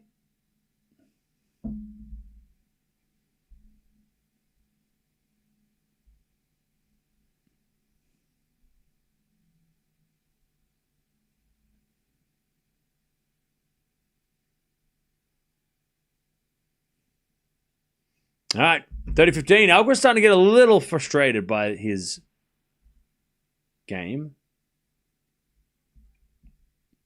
Camera angle goes awful. Looks like a paddle court. Yeah, it's a weird camera angle, eh? It's far away, but it's also low. So it makes the court look really strange. But maybe they just can't put it higher because there's no way. Alcaraz makes another error, 40-15. So if Alcaraz loses this match, like, what the hell? like seriously. What? Return goes out and Norrie's 5-2. I'll tell you, okay, so let me be serious for a second because, you didn't come here for my looks. So what's been happening? Alcaraz is not injured. He's fine. Norrie's got that game. And because of the courts being slightly slower, he's able to be defensively good, Norrie. And that's what's going on with Alcaraz. He's making so many errors because of Norrie's defense. And also remember, Norrie doesn't give anyone anything, right? He doesn't give you power. He doesn't give you errors either, right? He doesn't throw, he doesn't try and, hit the ball through you. He just, he does that backhand, right? And then you've got to create the pace. And being a slow court, Alcaraz is going to have to try a little bit harder to create a little bit more pace if he's going to get through Norrie, right? And he's overhitting. He's overplaying. He's not patient. So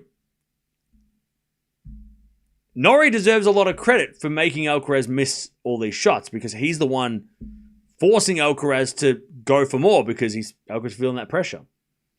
If this was a slightly quicker court, maybe Alcaraz wouldn't feel like, this is harder work than it should be.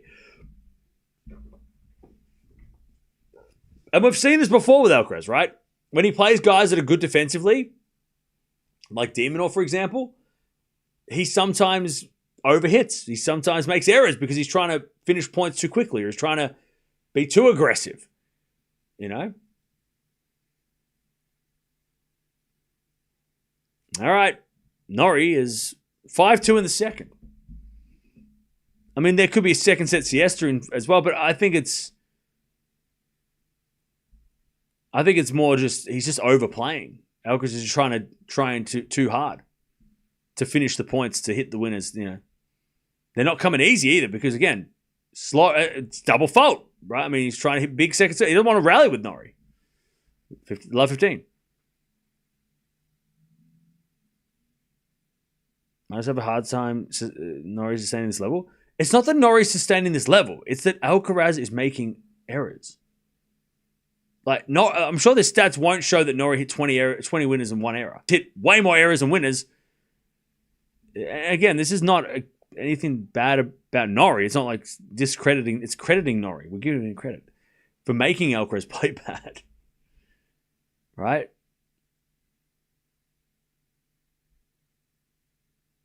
But when I said the stats after this set, if we go to a third, I'm sure the stats are going to show that Alcaraz played a terrible set. But again, because Norrie is not giving him anything. He's giving him, slow shots. And then Alcaraz is missing the easy ones like that. That backhand was a short return. And Alcaraz hit it out like he meant it. That was not even close. Horrible shot. That's not Alcaraz. This guy didn't win the US Open. 15-30. That's a shocking error for him. But for anybody, if you hit that error, chat, I'd be surprised. Good serve down the tee, though. 30-0.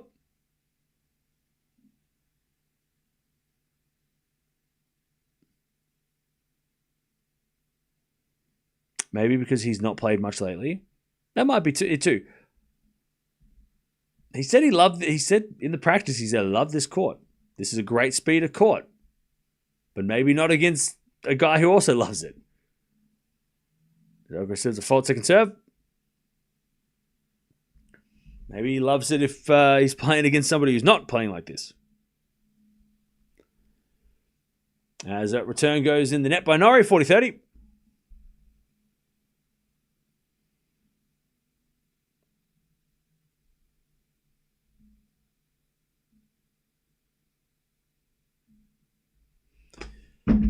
40-30. We're going to fault second serve. Norrie loves it more. I mean, Norrie doesn't hate this court. Clearly. As Alcaraz hits the volley. Norrie with a slice. Alcaraz pass. Goes wide. We get the deuce. We get the deuce. I'll tell you, Chad, if Alcaraz did lose this match, which we're a long way away from that, maybe too long, too far away. We're not even close. But, shit. What the hell is this tournament going to look like? I think if Alcaraz loses this match, I think we can all agree that slow courts equals bad. Advantage Alcaraz, right? I think we can all agree, based on if Alcaraz was somehow to lose this match, we can all say bad court's bad. Slow court's bad. Because look what happened in Shanghai, right? And now this. Not good. Not good. You want Sincaraz? Fast. Cincinnati. Right? Cincinnati. US Open. Wimbledon. Slow courts equals bad. No Sincaraz. Bad. Right?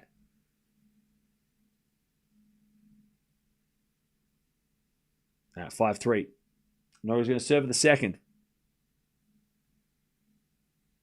Can you imagine if Sinner lost too? That'd be crazy. Sinner, by the way, is playing tomorrow. Why are the courts only good if Alcaraz wins? Because he is the chosen one. He's Neo. Alcaraz sliced the net. 15 love. He is the one. The prophecy. All right, 15 love.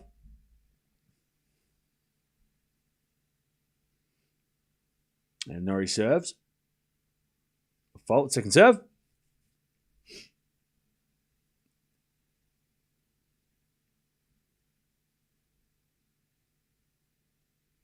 Serving to the back of Alcaraz. 4 from Norrie. Into the back of Alcaraz. Norrie gets a free point again. Alcaraz just dumps it in the net. 30 love.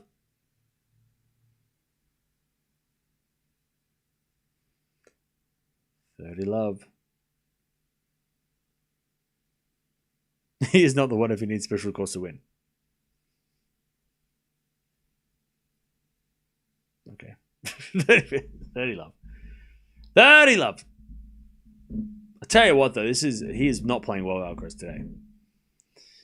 This has been his standard. This has been one of the worst matches he's played in a long time. Here's another forehand error. I think Alcaraz is kind of panicking, I think, too, because his shots are not doing what he needs them to do. I think he's panicking. I mean, that last forehand was just a panic. 40 love. Norrie to take the second.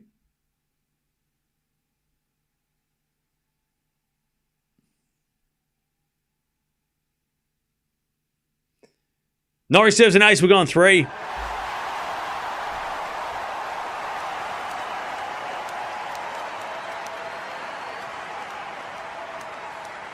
All right. Norrie takes the second. Alcaraz has got to have to figure it out. Norrie's going to the bathroom, so he's got some time now, Alcaraz, to think. Okay. I want to see these stats because that was hideous. That was horrible by Carlos. 8 winners, 19 errors. Norrie hit 7 winners, 5 errors. Pretty solid, but Alcaraz, horrible.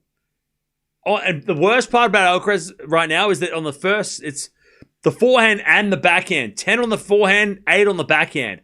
Nothing's working. Both wings are not working. That's horrible.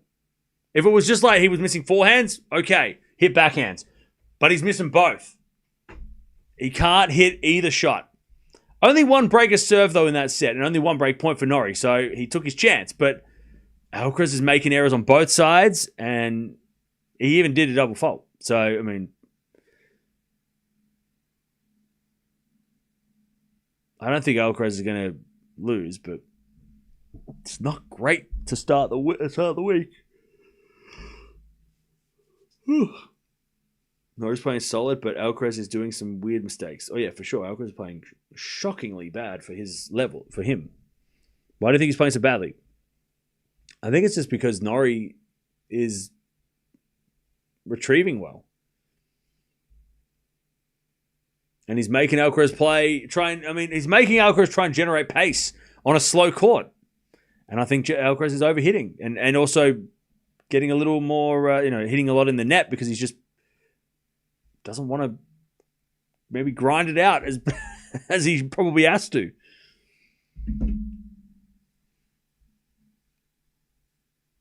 But now he's going to have to figure it out. I mean, that's the thing. Because he's probably thinking nothing's working. Yeah, I think Alcaraz is saying nothing's working. And he's getting Alcaraz is getting real chatty to the coaches too. God, Carlos is not happy. I don't think I've seen Alcaraz this pissed off since Cincinnati last year. He is animated. Maybe even Australia this year. I mean, he was pretty animated in Australia when he was going down to Nole. When Nole's, hurt his leg and then Alcaraz couldn't figure it out.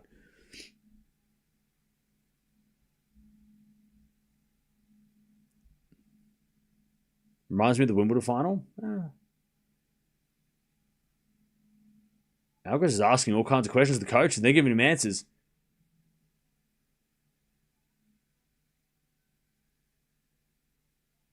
Yeah, Alcaraz he's going nuts.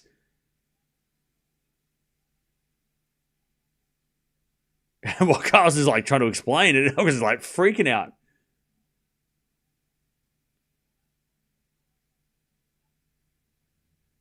I mean, I don't remember the last time Alcaraz was this frustrated.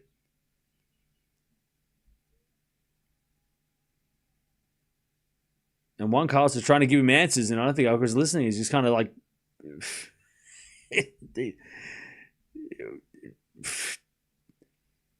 remember I said I want to see what Alcaraz looks like when he's pissed off? We'll find out, because he's pissed off right now. He's still tired. He's still chatting. He's still going off at the coaches. Him and Juan Carlos having a again. He's still going off. I don't think today he's liking what they're saying. We need translation. Oh, well, I can't help you, but he by the body language, it just feels like Alcaraz is maybe not what the coaches are telling him. He's like, I'm trying, and that's not working. Give me some answers, and they're like, do this, and he's like, doesn't work. One of those kind of situations where he's like, I'm doing what you're telling me, and I'm missing, and he misses another forehand. And now he's laughing because he's like, oh, there we go. I'm just going to keep missing. Love 15.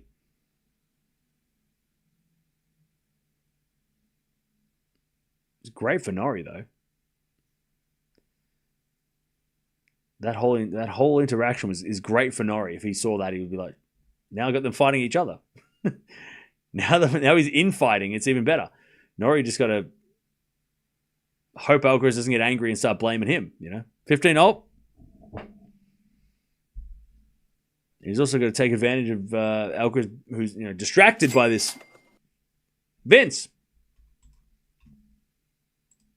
I was at the Masters last night for Kochino vs Quinn and Dimitrov vs GMP. Nice. Was thinking of going again later this week for Carlos, but he might lose.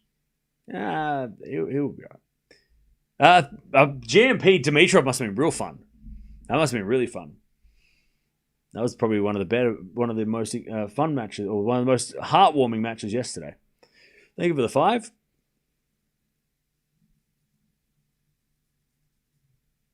All right, 30-15. Well, Etienne and Rublev have just started. 3-1 Rublev.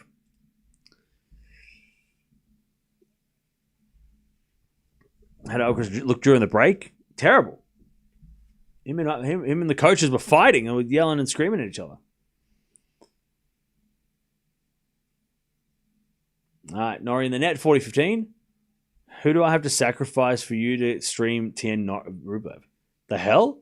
You want to watch Tien Rublev at a time like this? What? What are you talking about? This is Alcaraz in our third set. He's trouble. Yeah. Tian Rublev, what the hell? We can't look at this. Huh? What are you talking about? Alcaraz is a winner? No, he made another error. What? 40-30.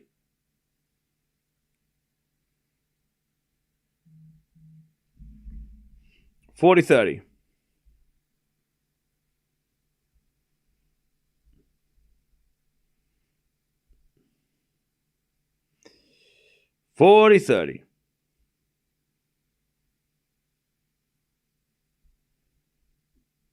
So apparently Ferrero said, see what you're doing well and correct it. And then Alcaraz says, I'm doing everything wrong. And he's like, everything? That's the last thing you want to know. You ask your coach for help and they're just kind of like, you got this. You're like, I need your help. Hello. Give me answers. Like, you can just keep doing you. What? Alcaraz with another error deuce.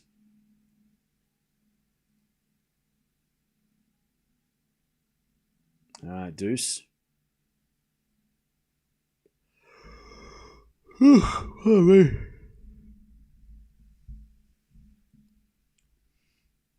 Yeah, Tian Rublev will be fine. Yeah, it would be. It's already 7 a.m. here, so like, I'm not doing anything after this match. It's been a long night, long day. I'm not ready. I wasn't ready. I wasn't prepared. Alcaraz like, help me, and the coach is like, you got this. Yeah, that's the worst thing you want to know. Like the worst thing as a player to hear from your coach is when you're like, hey, I need some help, and they're just like, yeah, come on, let's go. You're just like, bro, help. Like, that's not help. like you don't want encouragement when you're asking for help. You know what I mean? Yeah, why am I missing all these shots? Duh, you got this. What? But how come I'm hitting forehands in the net like every shot? Yeah, just keep going. You got this. You got this. Help me. Give me an answer. It's a nightmare, chat. Advantage Alcaraz. There's a return to the net by Norrie, and it's 1-love Alcaraz, and he shakes his fist. He figured it out. Don't make errors. All right.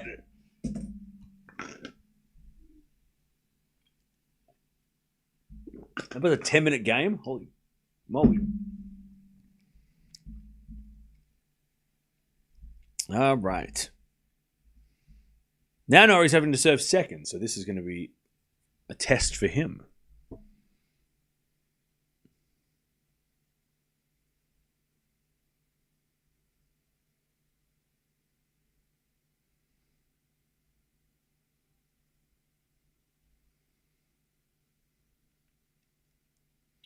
All right.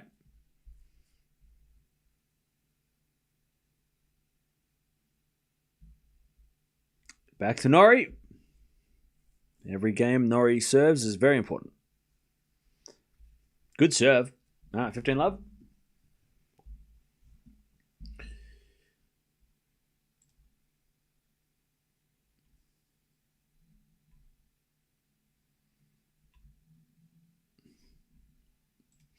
$15 with a fault from Norrie, second serve.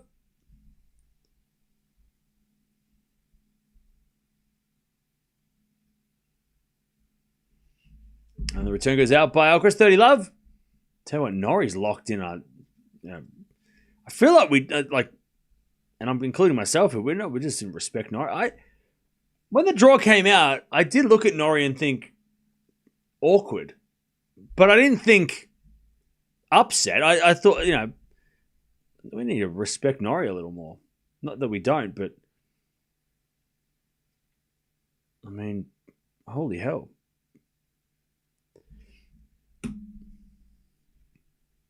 30-love. As the return goes into the forehand of Norrie. Forehand from Alcaraz into the backhand of Norrie. Again, the forehand of Alcaraz. Norrie gets another free point. Alcaraz hits a wide. 40-love. The Goffin loss gave us a generational run. We can't lose to Norrie, though. Huh?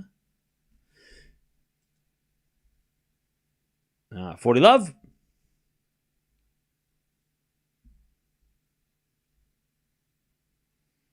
Made a fault second serve.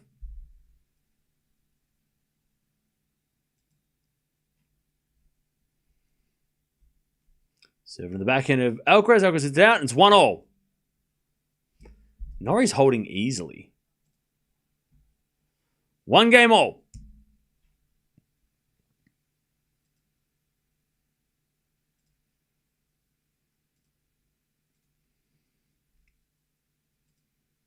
One game all.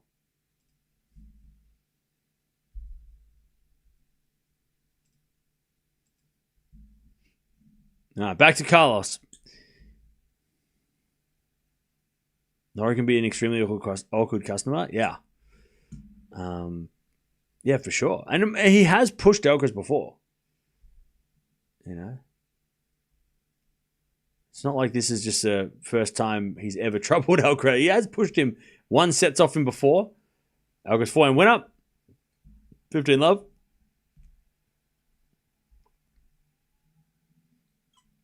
$15 love.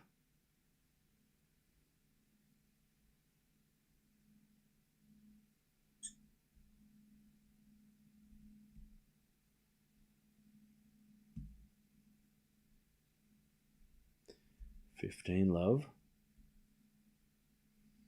Alcaraz serves a fault, second serve.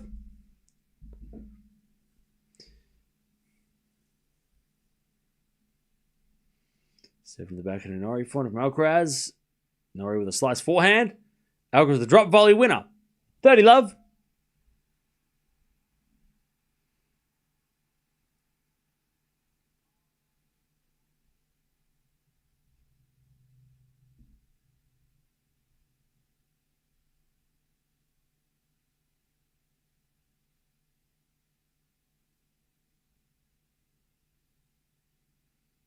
All right.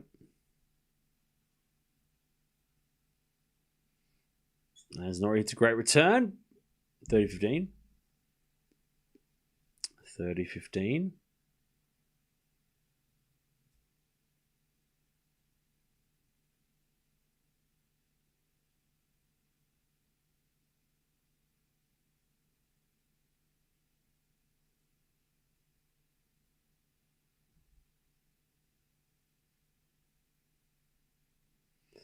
And Alcaraz says another fault, second serve.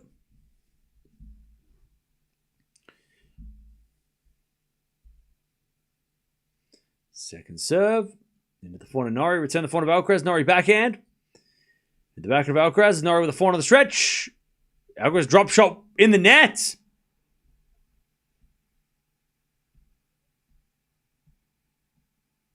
$30.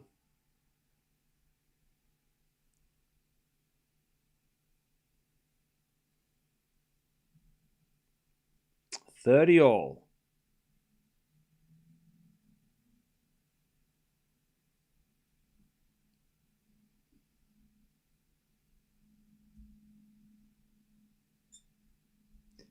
Serve again from Alcaraz. Into the back of Norrie. Return. Into the forehand of Alcaraz. Norrie backhand. Again, the forehand of Alcaraz. Norrie backhand again. To the forehand of Alcaraz. Norrie goes again to the forehand of Alcaraz. And Alcaraz hits it out. 30-40. I think we can all agree, chat, even the Alcaraz fans, worst match he's played all year. Worst tennis he's played all year. I'm trying to think of a match that he's played worse tennis this year. I can't think of a match where he's played this bad. The Goffin match, maybe at the start of the year when maybe February, March, because he didn't play great then. But since the clay, since April, Alcaraz has not made this many errors. This has been the worst, ratio winner to errors for a long time. Something's off. I just think he's just annoyed. He's just frustrated by how it's going. And Norrie is annoying. We know that Norrie annoys a lot of players. Right? He annoys a lot of people. So Or a lot of like he's an annoying player to play. So it's not like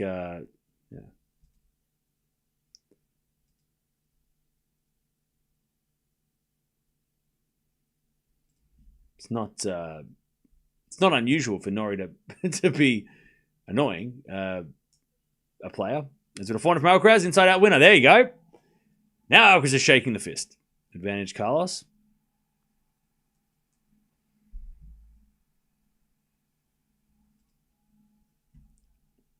Advantage Alcaraz.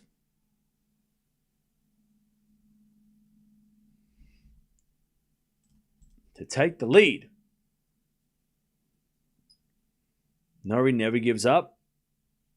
I hope it's a good year for him and Jack. Yeah. All right. Alcaraz holds. And he stays in front. 2-1. Okay. 2-1.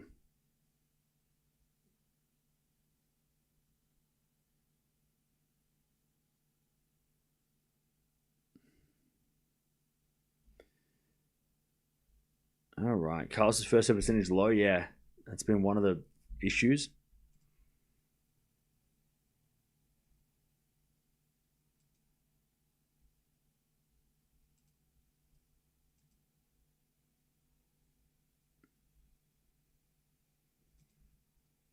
All right.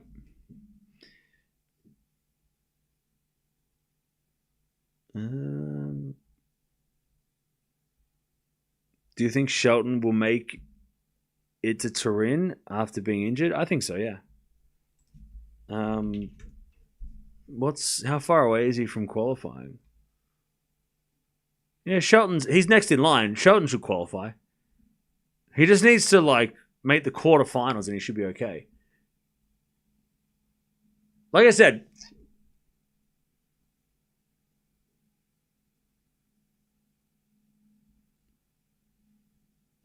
$3,500 points gets you qualified, and he's on 3,800. So, yeah, he should be fine. I mean, FAA would have to do. I mean, I don't know how Shelton would get kicked out. I mean, okay, actually, I do. If Musetti, Demonor, and Fritz do better than him this week, and he gets pushed down number 8, but then FAA wins the tournament, Shelton would have to be super unlucky not to qualify, especially if he wins his next couple of matches.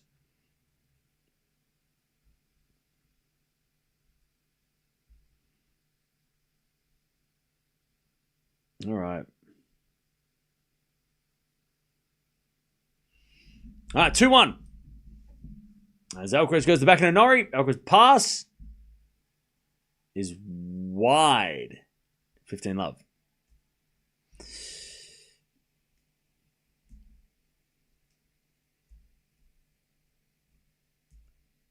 Man, if Alcaraz loses this match,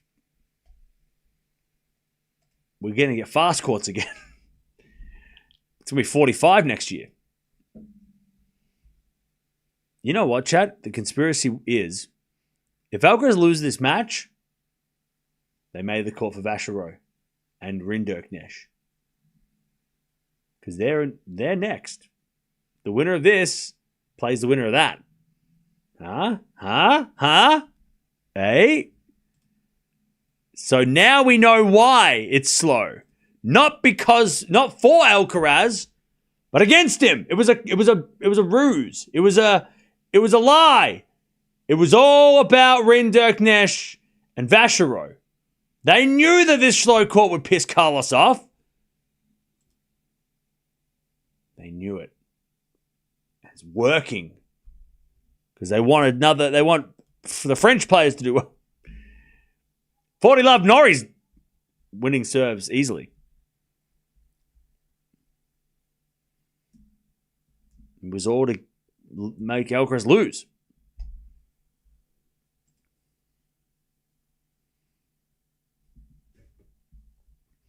$40 love. So in the front of Alcaraz hits it out in the return, and it's 2-0. Norrie holds.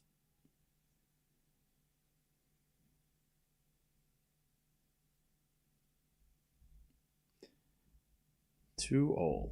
I wonder if, on a serious note though, I wonder if Alcaraz, if he doesn't come win this match, I wonder if tournaments will, especially Shanghai and Paris, I wonder if next year they will be a lot quicker. Not a lot quicker, but I wonder if they'll go back to like medium fast, like or on the faster side of medium, maybe like a 41 or like a 40. Because the worst thing that could happen for these tournaments is for Alcaraz or Sinner to lose, right? I mean, that's the worst thing that could happen to these tournaments is, like, especially with the way the ATP is right now, and Djokovic not playing everything anymore. He's not playing much. If Sinner and Alcaraz are out, then you better hope the locals do well. As Alcaraz in the net, love 30. Alcaraz is just looking like he doesn't want to be there. Love 30. Apparently Carlos was complaining about how slow it was and saying it was like Monte Carlo clay. He loved it yesterday. Who was he practicing against? Love 30. This is the worst game he's played this year. I agree. All right, serving to the backhand of Norrie. Return to the backhand of Alcaraz, and that's slice from Norrie. Alcaraz backhand down the line's a winner. All right, 15-30. He was practicing with Rinderknecht Nash? Really? Okay.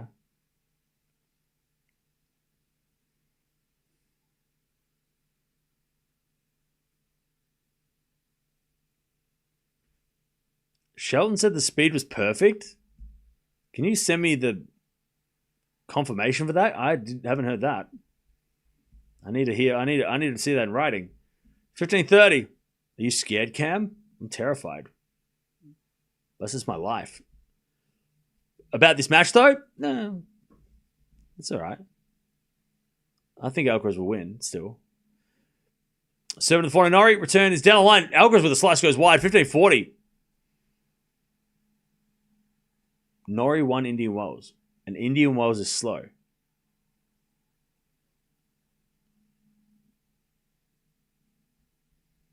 All right, 15-40. Break points for Norrie.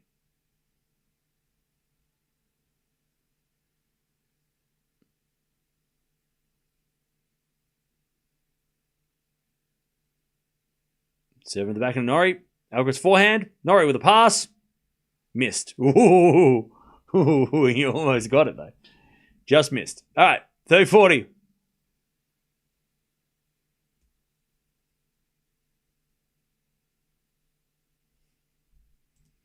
All right, still break point, though.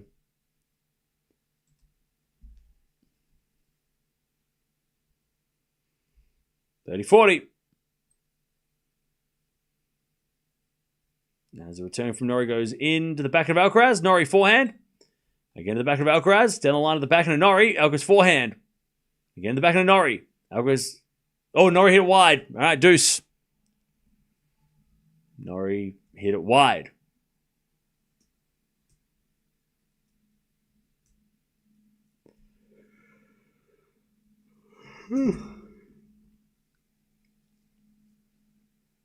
Deuce.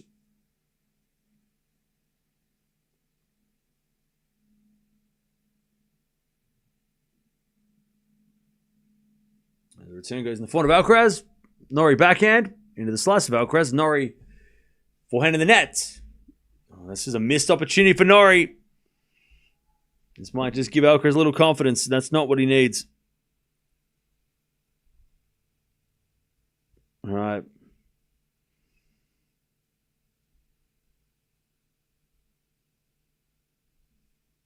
Advantage Alcaraz to go to 3-2. Alcaraz says a fault second serve.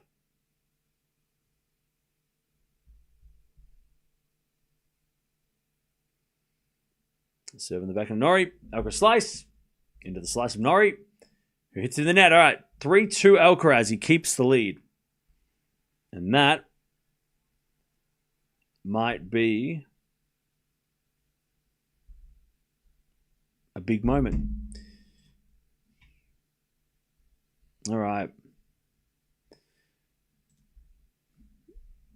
Yeah, that was a big missed chance. 2 missed chances there for Norrie.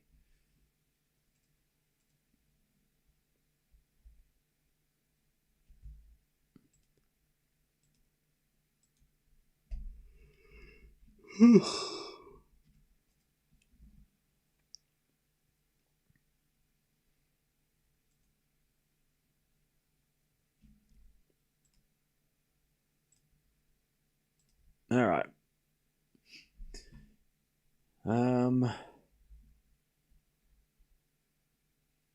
Cool. Thoughts on Draper when he comes back? Hopefully he comes back. Soon. I dropped my pen. 3-2. After watching Carlos at French Open, I think any comeback is possible. Of course. Of course.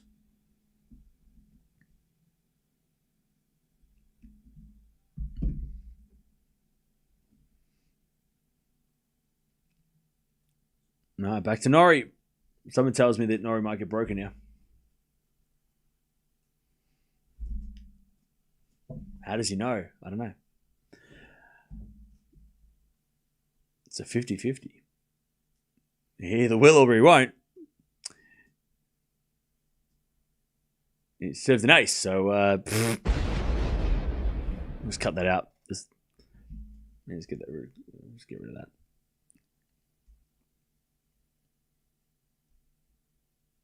$15 love.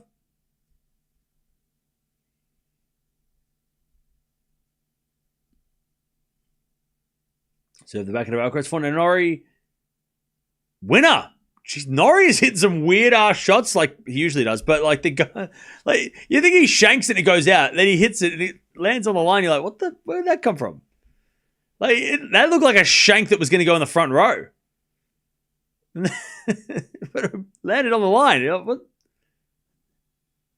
40 love. Remember that thing that I said? Don't worry about it. 40 love. Norrie has not lost a point on serve in this final set. He's not lost a point on this in this set. Serve in the back of Alcaraz. Back into Norrie. Off the tape. Alcaraz comes to the net and puts it away.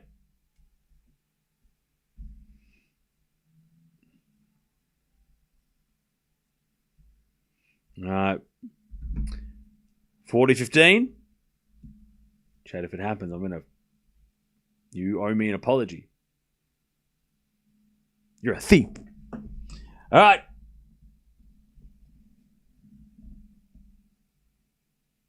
Serve down the tee. The return goes in the corner. Norrie. Backing it from Alcaraz. In the net. Okay. Don't worry about it. Just forget that. Forget what happened. Don't worry about it. 3-3. Norrie lost a point. Finally. On serve. Alcaraz is getting closer. Don't put scores in the chat, please. All right. 3-0. Alcaraz has been struggling the entire match with his game. Even the first set, even though he won the first set, he was not playing well. His level is way below par. Alcaraz is not playing like world number one. No, not at all.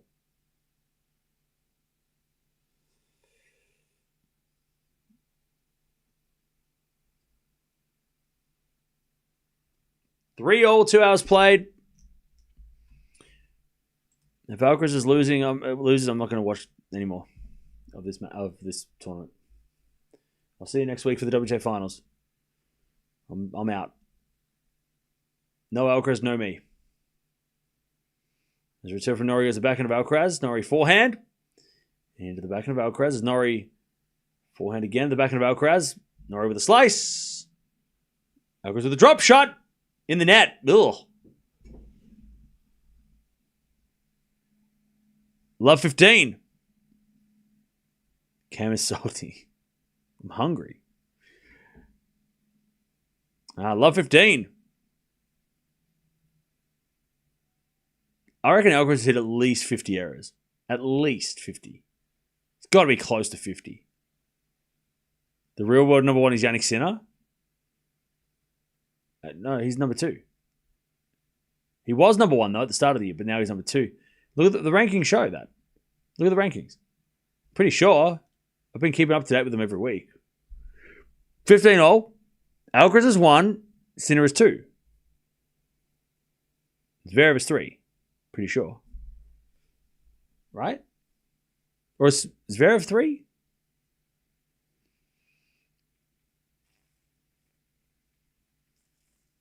Ace down the T, 30-15.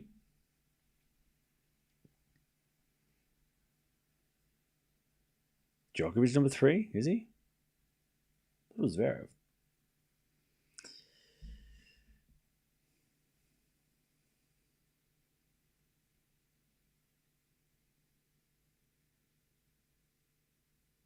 As a return from Norrie. And Alcaraz slides in the net. Norrie hit the line again. 30-all.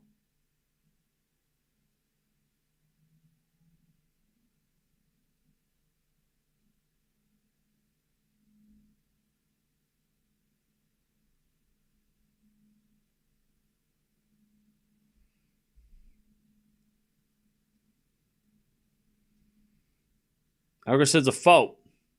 Second serve.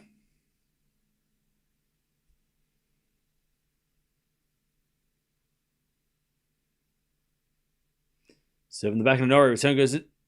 Ooh, went out. Alcaraz left it. That was risky. It went out. 40-30. 40-30. That was so sketchy. Norrie's been hitting them in too. That was so risky.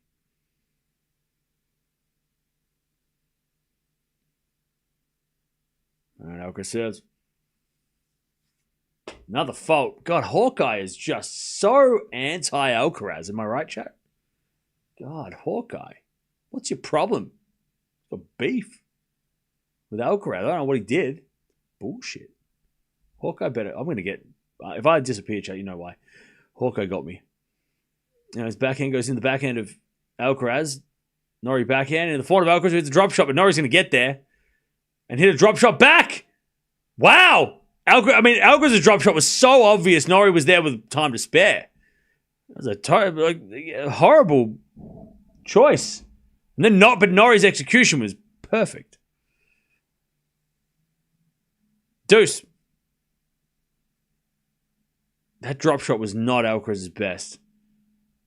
And even Norrie his drop shot was okay, but Alcaraz didn't, he was almost there, but then he kind of like stopped.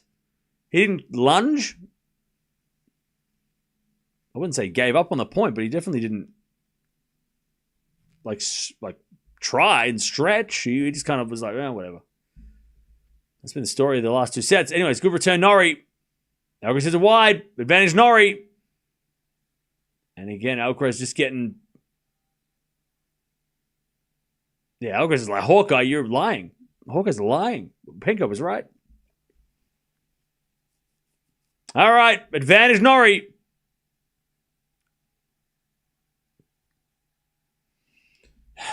Chat, this has been a crazy day.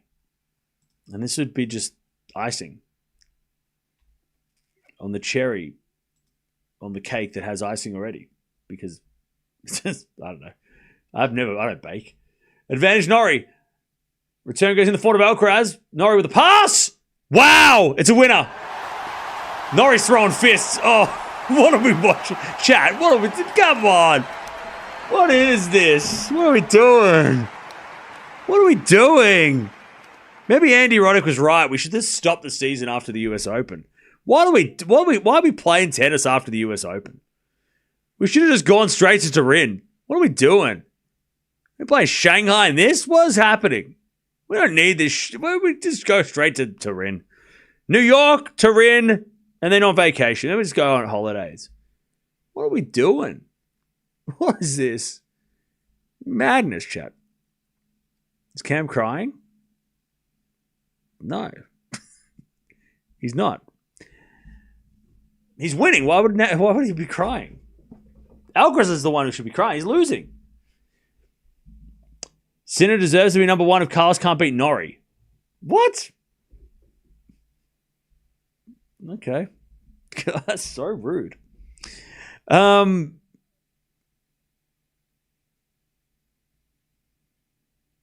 did Opelka say? I have no idea. Cam salty cursey bet. Dude, if I bet on this, I would have bet Norrie. Are you serious? Am I stupid? I don't think I've ever... if I ever bet, I never bet on the favorite. It's crazy. Always bet the underdog. But I didn't bet on this match because why would I? I'm watching it.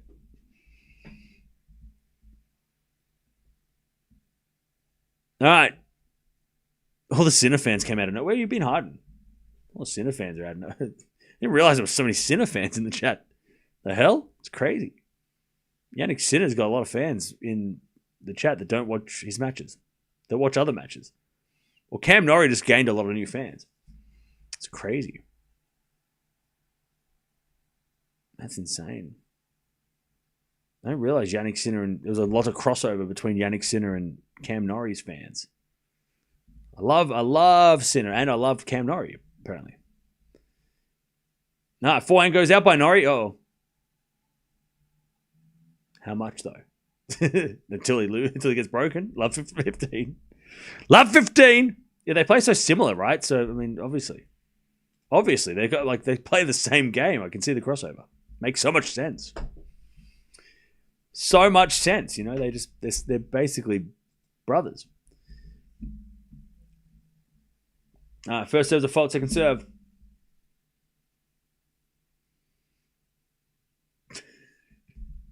I'm tired, all right?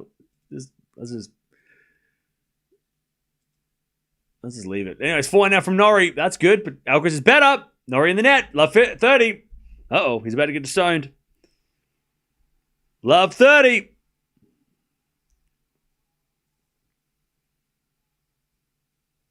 Love 30.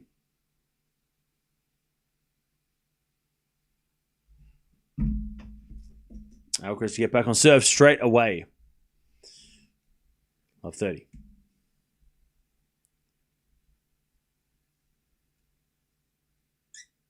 Love 30. Fault.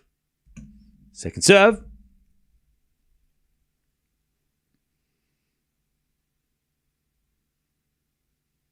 Serving to the back of Alcaraz. Norrie wins the point. Alcaraz overhits it easily. Not even...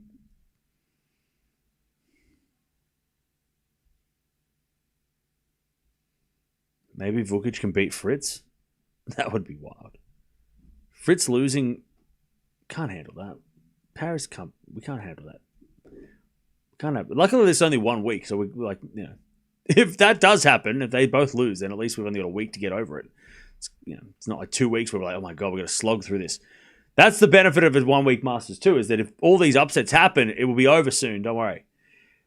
Whereas Shanghai, all these upsets happen, and we're just like, we've got 2 more weeks of this.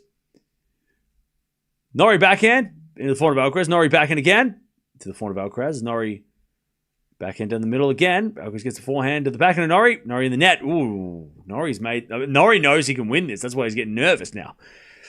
15-40. Schedule for what? For day 1? Okay. Yeah, Swiatek keys first. Is that what I said? No. Yeah. No. Whatever. Thank you. 15-40. To get back on serve. Return goes in the backhand of Norrie. Alcaraz backhand. Into the forehand of Norrie. Alcaraz with the forehand down the line. Goes long, just. It's 30-40. 30-40. 2 week Masters is a bit of torture to watch. I agree. I think everybody agrees. Does anybody like 2 week Masters? One in the chat if you like 2 week Masters. But not Indian Wells doesn't count. Or Miami. One in the chat if you like the new format of 2 week Masters. The new ones, not the old ones that we know from what we know. One in the chat if you like them, 2 if you don't. All right, 30-40.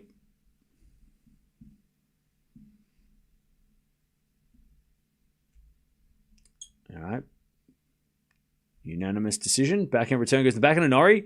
Has got a forehand from Alcaraz. Norrie backhand down the middle. Alcaraz backhand to the forehand of Norrie. Alcaraz with a slice on the stretch. Goes in the net. Norrie, too good. Norrie surprising Alcaraz. Deuce.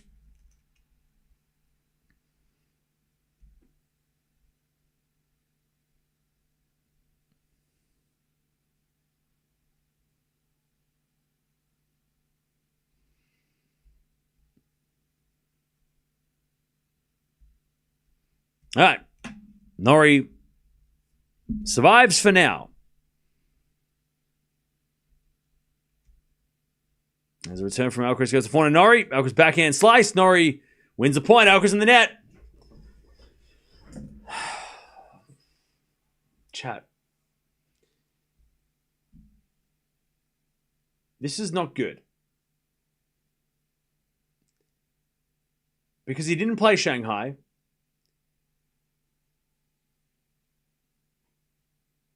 And now this is happening. What are we doing? Anyways, 4-0 from Norrie. Goes long, back to deuce. And he played the 6-king slam, but, like, did he though? Like, he played, like, the 2 matches he played were straight sets.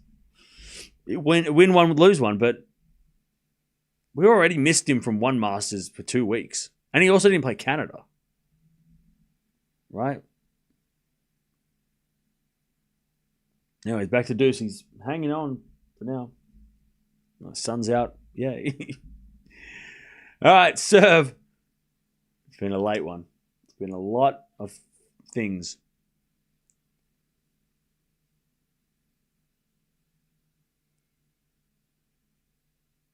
If Alcaraz loses, I'm not watching Paris for the rest of the week. I'm out. Paris is dead to me. Norris is a false second serve. Except for when we watch Sinner tomorrow.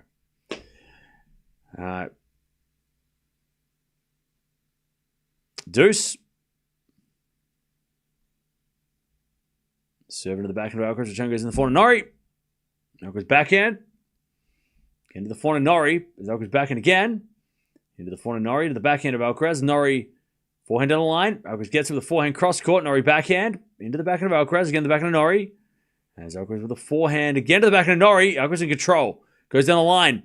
Norrie with a... No, Alcaraz hit it out again! Advantage Norrie.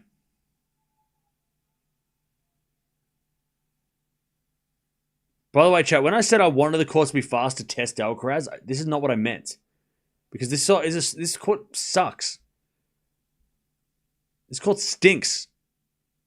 And it's not because Alcaraz is losing, it's just because it is. Like, this is...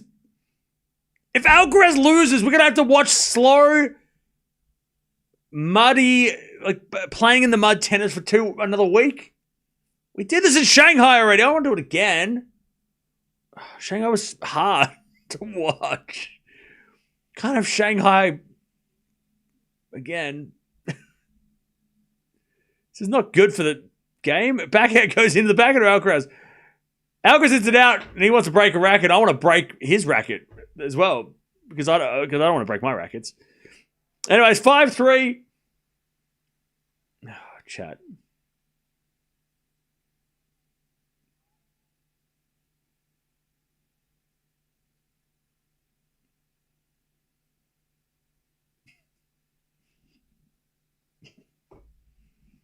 If Sinner loses, I'll fucking lose it. I'm going to cry. If Sinner loses tomorrow, I'm going to cry. All right, 5-3.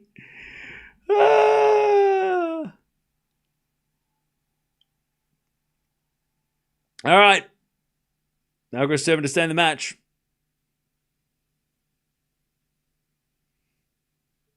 Norrie 4 into the forehand of Alcaraz, and Alcaraz puts it away. 15 love. Comeback starts now. Here we go. Don't worry, you don't even worry. Chat, you thought it was over. Come on. Remember when he won the French Open? From nowhere? He was down championship points that day. There's nothing. There's a break in the third. He's gone. You know, forget who you're watching. Dirty love.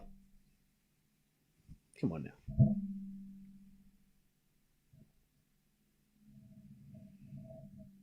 Nobody complained about the service. Shelton said that everybody he spoke to were happy about it. Well, everyone I spoke to was unhappy. So I don't know where you're getting your information, but everybody I spoke to in the locker room was unhappy. Especially Alcaraz. He said he was happy because he just didn't want the tournament to kick him out. That's a lie. I just made that up. I'm tired. All right, 30-15. By the way, everyone laughing. Take a hike. Serve. Is an ace. 40-15.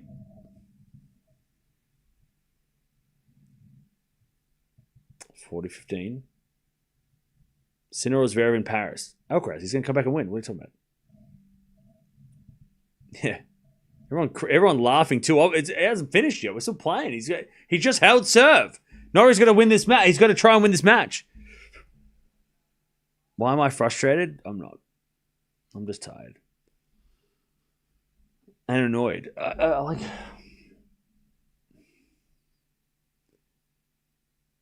I think the thing is, if Alcaraz does lose this, why did they slow the court down? Like, what was the point? Who do they do it for? Why do they do this to us?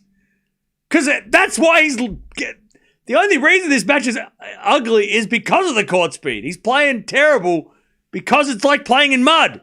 He said it himself. He said it's like playing on clay. But not on like good clay, but like bad clay, like hardcore clay. This is not good. This is bad. I'm sick of this shit. Can we just not have... Can we just go back to the way it was? I'll check. Can we just go back? Can we just go back to 20 something else? 2000 and something else? I don't know. Pick a day. Pick a year. Can we just go back? How can there 53 errors? Yeah, can we go back to the times that did it? Can we go back to the US Open or something? Remember that matches that he there? I feel like the US Open court is the court to... That's what we should replicate. Not this. This is... I don't know what this is. It's a mess. Anyways, comeback started now. Norrie's going to serve for the match. Try and serve for the match. But he's going to be nervous. This is a big result for Norrie. Like, we love Norrie. We are Norrie, pro Norrie here. We won't take anyone talking shit about Norrie. Alcaraz hits it wide, 15 love.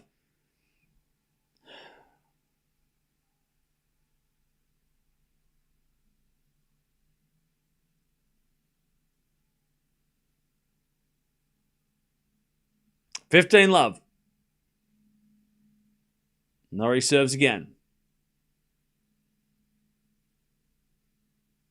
A fault. Second serve. You're anti-Alcaraz? Dude, you're not listening to the channel. Bro. That's all right. Hey, you said my name. Well, I didn't say your name, but you read my message.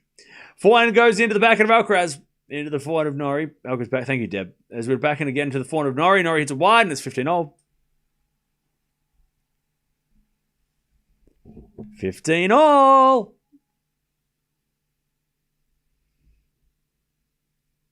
15-all. He read my message. Pick me. Cam, why is it so cool to bash slow courts? 3 or 4 shot rallies are so much fun.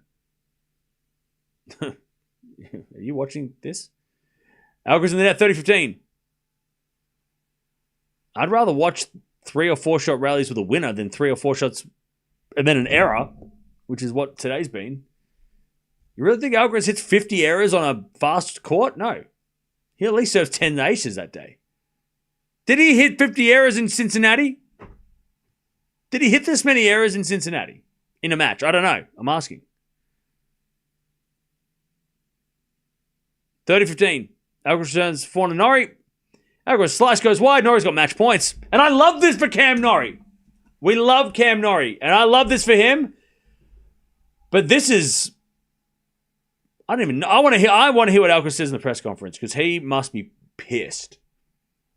And he's going to rip this court apart. He's going to say how bad this court is. Because that is the only reason he has not played anywhere near. This is the worst match he's played for the year, Alcaraz. The worst match of the year for him. He's played terrible for him. Like, horribly. Norrie's credit to that, Norrie, for that. But also credit to the whoever made the decision to slow down the surface. Because that has ruined Alcaraz in this match. Backhand from Norrie. Into the forehand of Alcaraz. Norrie with the backhand on the stretch. Alcaraz forehand again to the backhand of Norrie. Off the tape. Oh, it almost went in. Oh, that would have been so cruel. That would have been so cruel. Had it hit the tape twice, it went over and Alcaraz lost that way. Oh. Ouch. Ouch. Didn't happen though. He survives. Can you imagine? 40-30. That would have just been like a big middle finger at the end of this match. I'm British and I don't support Norrie. Well, that's mean.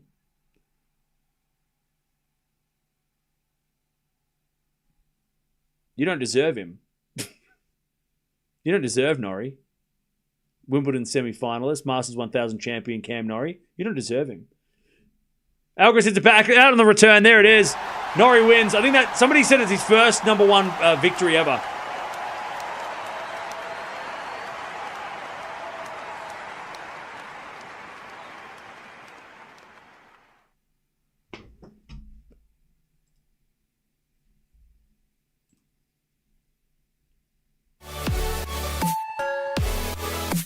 Just kidding. What? What now? What are we doing? What are we doing? Can we agree that slow courts suck? Like, what are we doing? Like, what are we doing? What are we doing? Like, what? By the way, we're not taking anything away from Cam Norrie. We love Cam Norrie. He deserved this win. He deserved this, right? That was so good. Love this for Cam, right? Love this for Norrie. What are we doing? What are we doing? What are we doing? Why are we doing this? Why are we doing this?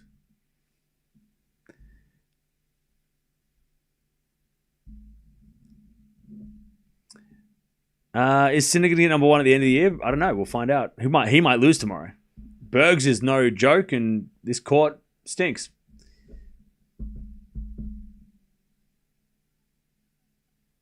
Thank you for suffering. That was, I mean, again, we love this for Norrie, right? We great. What a win. I'm so interested. I don't think I've been more interested about a press conference than I'm going to be about this one with Alcaraz. I want to hear what he says, because I don't know what just happened.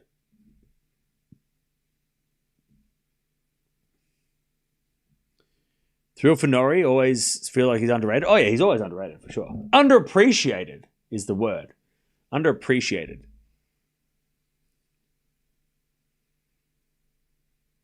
Yeah, Norrie's not afraid. That's one massive thing. But man, that was... I don't think Alcaraz has played that bad this year. That was the worst Alcaraz has played all year. 54 errors. That's the worst. That's the worst he's played all year. And again, like I said, you got to give credit to Norrie for making Alcaraz... he's part of the reason why Alcaraz was playing bad, because he was, his style was frustrating the hell out of Alcaraz, but... Man, what? Now what? What are we going to get, chat? What's the final going to be? Is it going to be Sinner versus Vachereau? Are we going to get... I'll tell you this.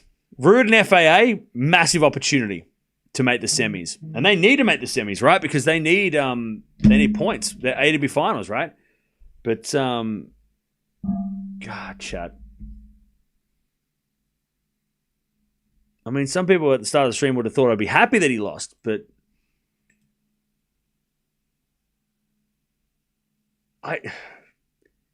This is not what I meant when I meant others need to, like, this is not what I was. By the way, Stan's playing a challenger. This is not what I want. I wanted to see other players get, like, I don't want to see Alcaraz play bad, and that's how players win. like that's like, we don't want Alcaraz to get worse, so then it's even.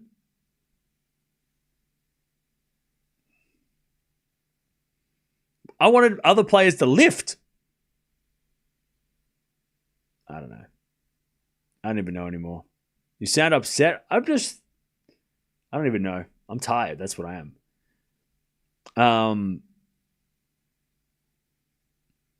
Again, I'm not surprised Norrie won.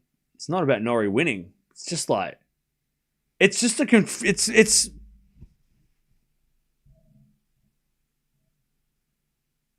I don't know.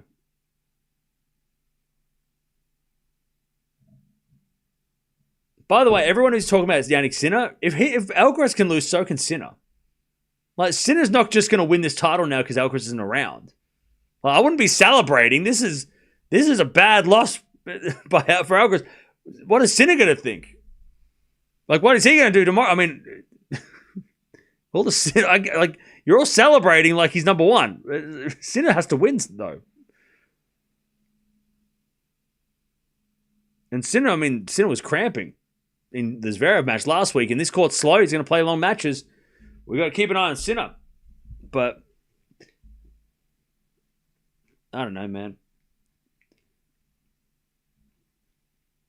I feel like that match the quality of that match from Alcaraz. And again, Norrie, a big part of the reason, but like, it's been a long year. And it feels like we're ending with like a fizzle, you know? Like the end of the season, post-US Open, it's like, we had an exhibition. We had Laver Cup. That was great, right? Laver Cup, a couple of 500s, and then Shanghai happened, and then we had the Six King Slam, which was okay, and then now this. And it's like, I don't know. I feel like it's kind of just like we're just finishing the year off like it's really just. I hope that the ATP Finals is good. I hope Turin is we get some epics, because God, the last month of tennis is on the men's side has kind of been a bit forgettable, except for that amazing run by Vachereau. God, Djokovic,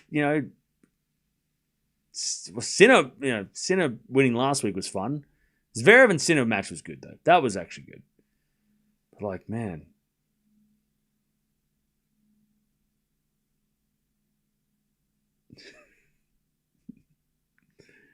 Tomorrow we're watching Jannik Sinner.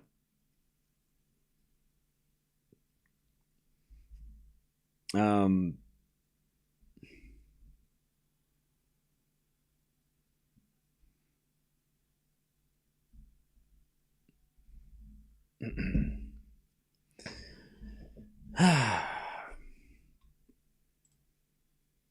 right. Yes. Thank you for the donation. Appreciate it. He deserves to lose after skipping 500s. No, I don't think he deserves to lose because of that. He doesn't. Nobody does. I mean, does deserve to lose. It's a bit harsh. Prathan, thank you for becoming a member as well. I'm scared for Sinner. He often struggles more against players he's never played. Okay. Cheer up, Cam. ATP final soon. Yeah, I'm just tired. Sick and tired of this shit. I don't know. It's like, again, not like if the match wasn't but such low quality, it would be like even more of like a holy shit moment. But it was just like, man, that was just such a hard slog. And I mean, I don't know. been a weird day. It's been a strange day today.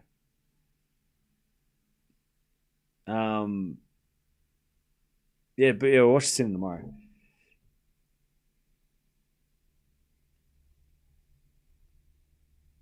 Fonseca won. That was good. It'll be okay. We got Ben and Fonseca still. That's true. But then I'm scared for them now because I'm like, well, what? But Fonseca's hurt. Shelton's still going, so that's good. This was just such a strange loss for Alcaraz, though.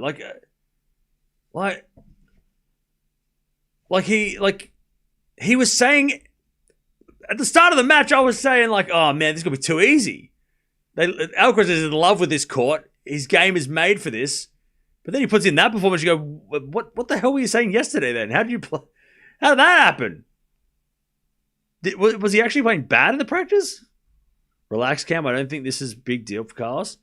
No, it's not about Carlos. This is bigger than Carlos.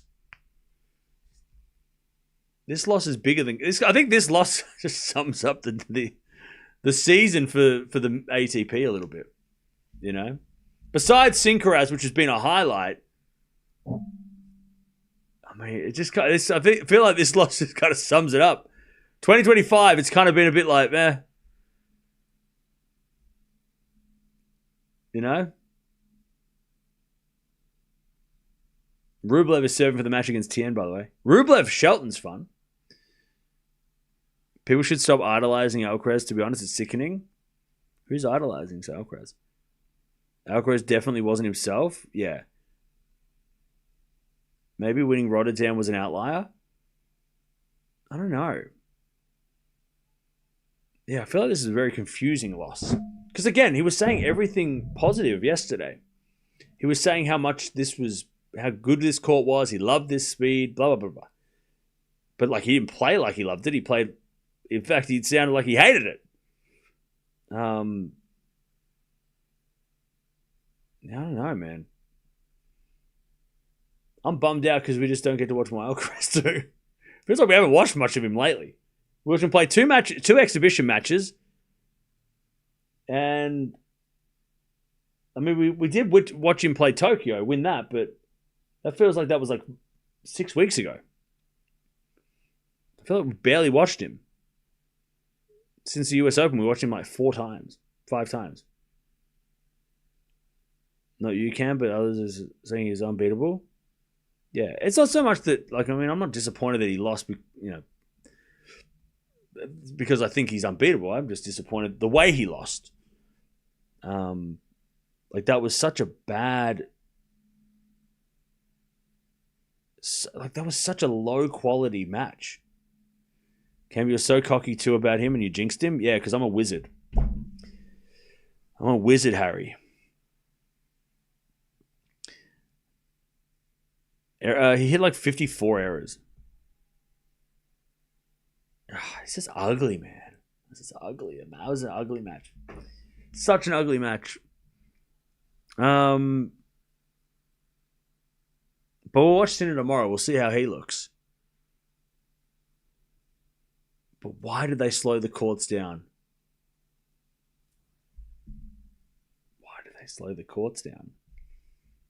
There was no point. If it wasn't for Alcaraz, then what was the point? He's not here anymore. Now we're going to have to watch it. Anyways, Mama. Carlos jinxed himself. Thank you for the $2. Appreciate it. Oh, man. Why do the court look so small? Just the camera angle. This court is ugly, not Alcaraz's game, to be honest. Yeah, this is gonna be one of those finals where it's gonna be like Shanghai. This is gonna be Shanghai all over again. It's gonna be a slog, and it's gonna be players that are gonna grind out. They're gonna win ugly. It's not gonna be a match. We're not gonna get a final. I don't think we're gonna get a final between shot makers. I think this will be going to be a final between, again, Shanghai. It's going to be Shanghai again, right? We're going to have, most likely at the top of the draw, we're going to have somebody who's going to be great. And maybe it's Demonor. That's fine for me. I mean, Sinner Demonor could be the final. Or Zverev de Minaur, maybe. I don't know. I think it's how he lost, isn't Cam rather than the loss. Yeah. Because Norrie can beat Alcaraz, we know that. And it's not disappointing that Norrie beat Alcaraz. It's that Alcaraz played that level. That's horrible before the ATP finals, too. I mean, he's going to have to play the best of the best in a week. How's he going to play the best of the best if that's the level that he's going to bring? I mean, anyways, Rublev wins. Maybe Jannik can be number one after all. Yeah, for sure. It seems you were going through some kind of cognitive dissonance. No problem with that. Just saying. Yeah, bro, I'm old. So I'm getting dementia. So that's fun. As long as I can see the ball.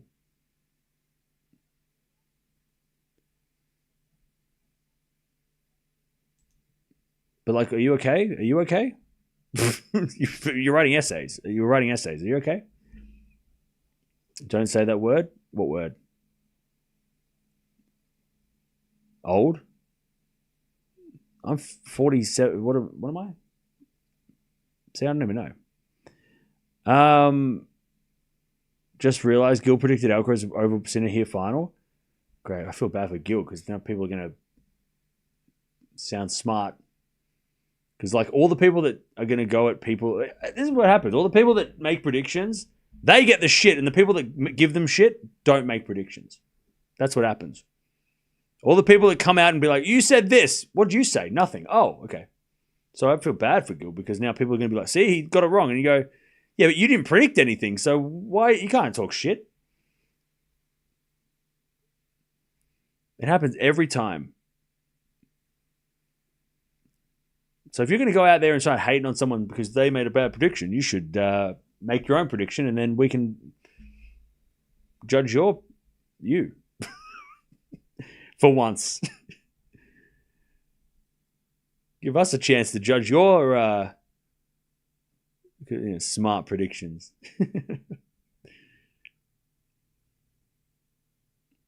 But the thing is, like, Alcaraz was saying everything that was positive. He was saying this was a great court. He said this was great for his game, great for everybody's game, perfect court. Again, that's why I'm so interested to hear what he has to say. If he changed his mind or if it was just Norrie just gave him headaches or what. But holy shit. Is that upset of the year? Is that the upset of the year? It's definitely the most upset I've been. Like, I'm just sad. I'm also very tired, so I think it might be that. Is that upset of the year? It's got to be one of them, right? It's got to be up there. Because what else is there? It is the upset of the year? Not even close. What am I missing? What else? What am I missing? Alcaraz lost to Goffin? Nole losing to Menchik? I don't think Nole losing to Menchik was the same. The Goffin loss? What was the Goffin loss like? So the Goffin loss was straight after Indian Wells, wasn't it? Goffin 55 in the world, Norrie 31. Okay. I mean, by ranking, yeah. I don't know. I feel like this was more shocking. The Goffin loss, it's got to be. It's probably on par. How bad did he play against Goffin? Was it bad? I can't remember.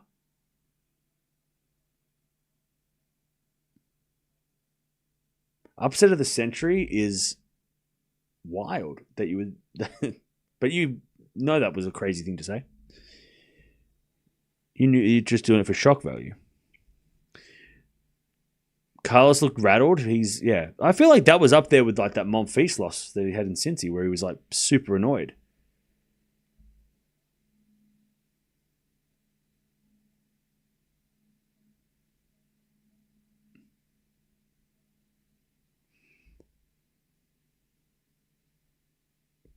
All right.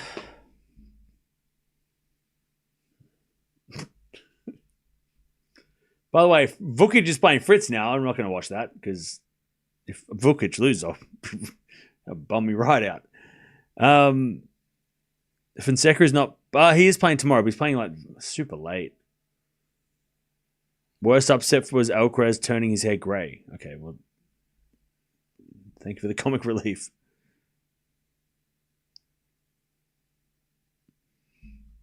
Fuck off. Ugh. Chat, this tournament's gonna feel like 2 weeks. It's gonna feel like 2 weeks, this tournament.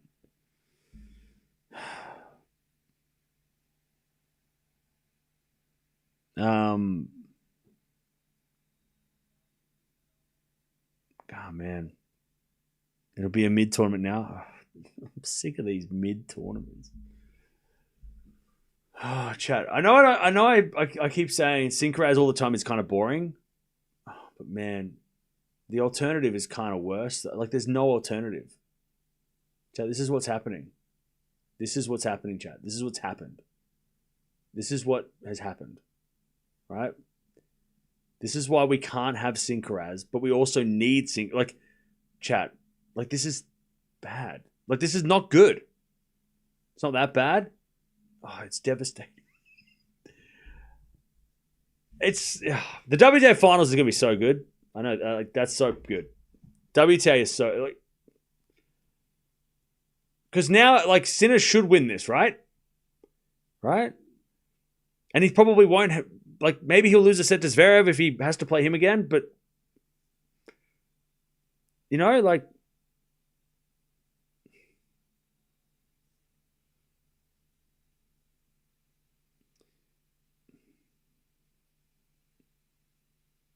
I think that's probably more, like, not that Sinner winning is a bad thing. Like, who pushes Sinner now? Or does he lose and then we have, like, Norrie versus Bergs in the final? Like, I blame you for the loss. Well, you should go to bed and give your iPad back to your mum because you shouldn't use her account without her permission. Zverev? I mean, Zverev won on a fast court last year. It'd be kind of wild if he won on a slow court this year. Like, that would be actually pretty impressive. Last year he won on the fast court, and then this year he wins on the slow court. If Demon wins it, I'd love that personally. That'd be awesome. Or Shelton.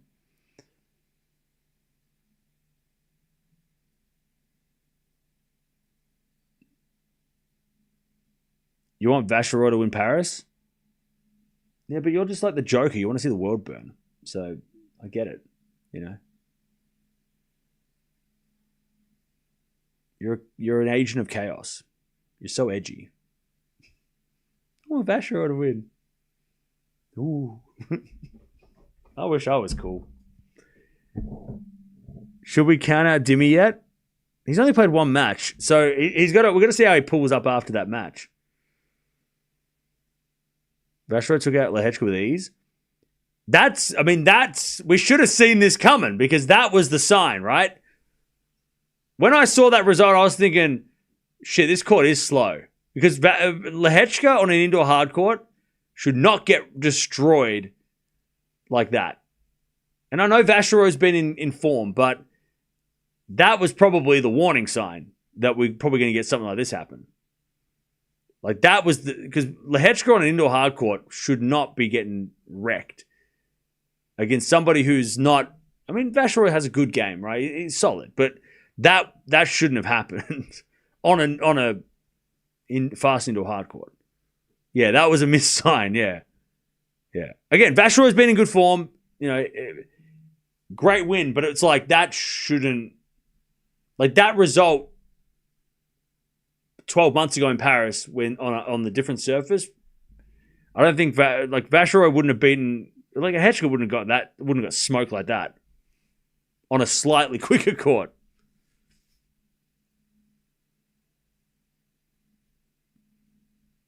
Unless Vachereau is as good as, and maybe he is a top 10 player.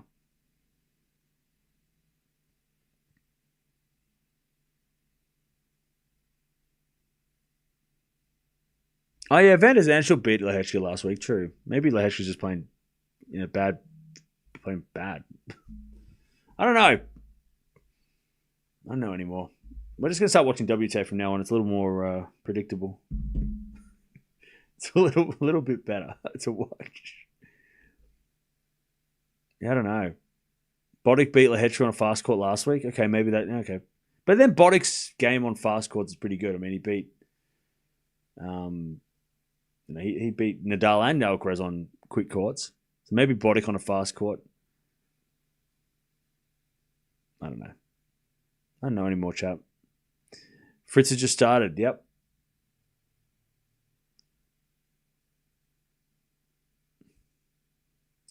Basharoy did just win a Masters, so this added confidence. And he also pushed Fritz last week, which I was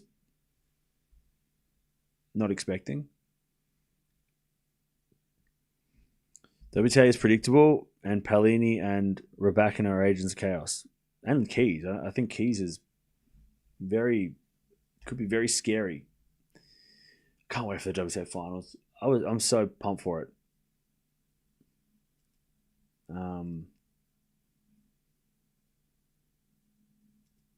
I'm so pumped for the WTA finals.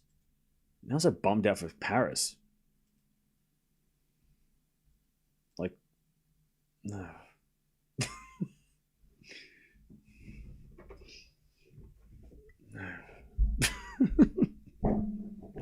What are we going to watch?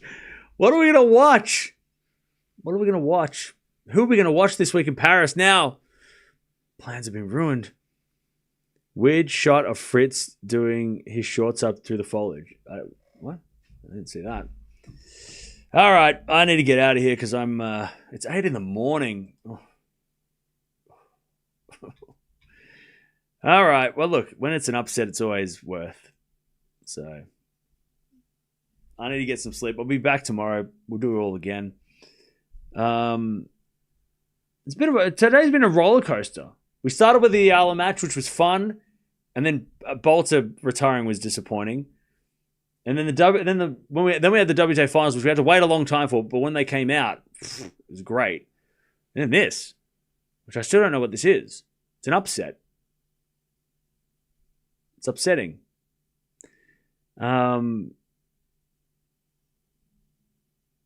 Yeah. What a day. What a day. I'll see you all tomorrow. Thanks for hanging out. Alcaraz is out. He is out. He loses. He's up a set and he lost. 4-6, 6-3, 6-4. And Norrie is into the third round. He's going to take on one of the cousins because they're playing tomorrow. Tomorrow we've got Sinner playing Bergs. We'll watch him. Zverev's playing tomorrow. What else? Fonseca's playing, I think. Yeah, we had a couple of things we're going to do tomorrow. Bye.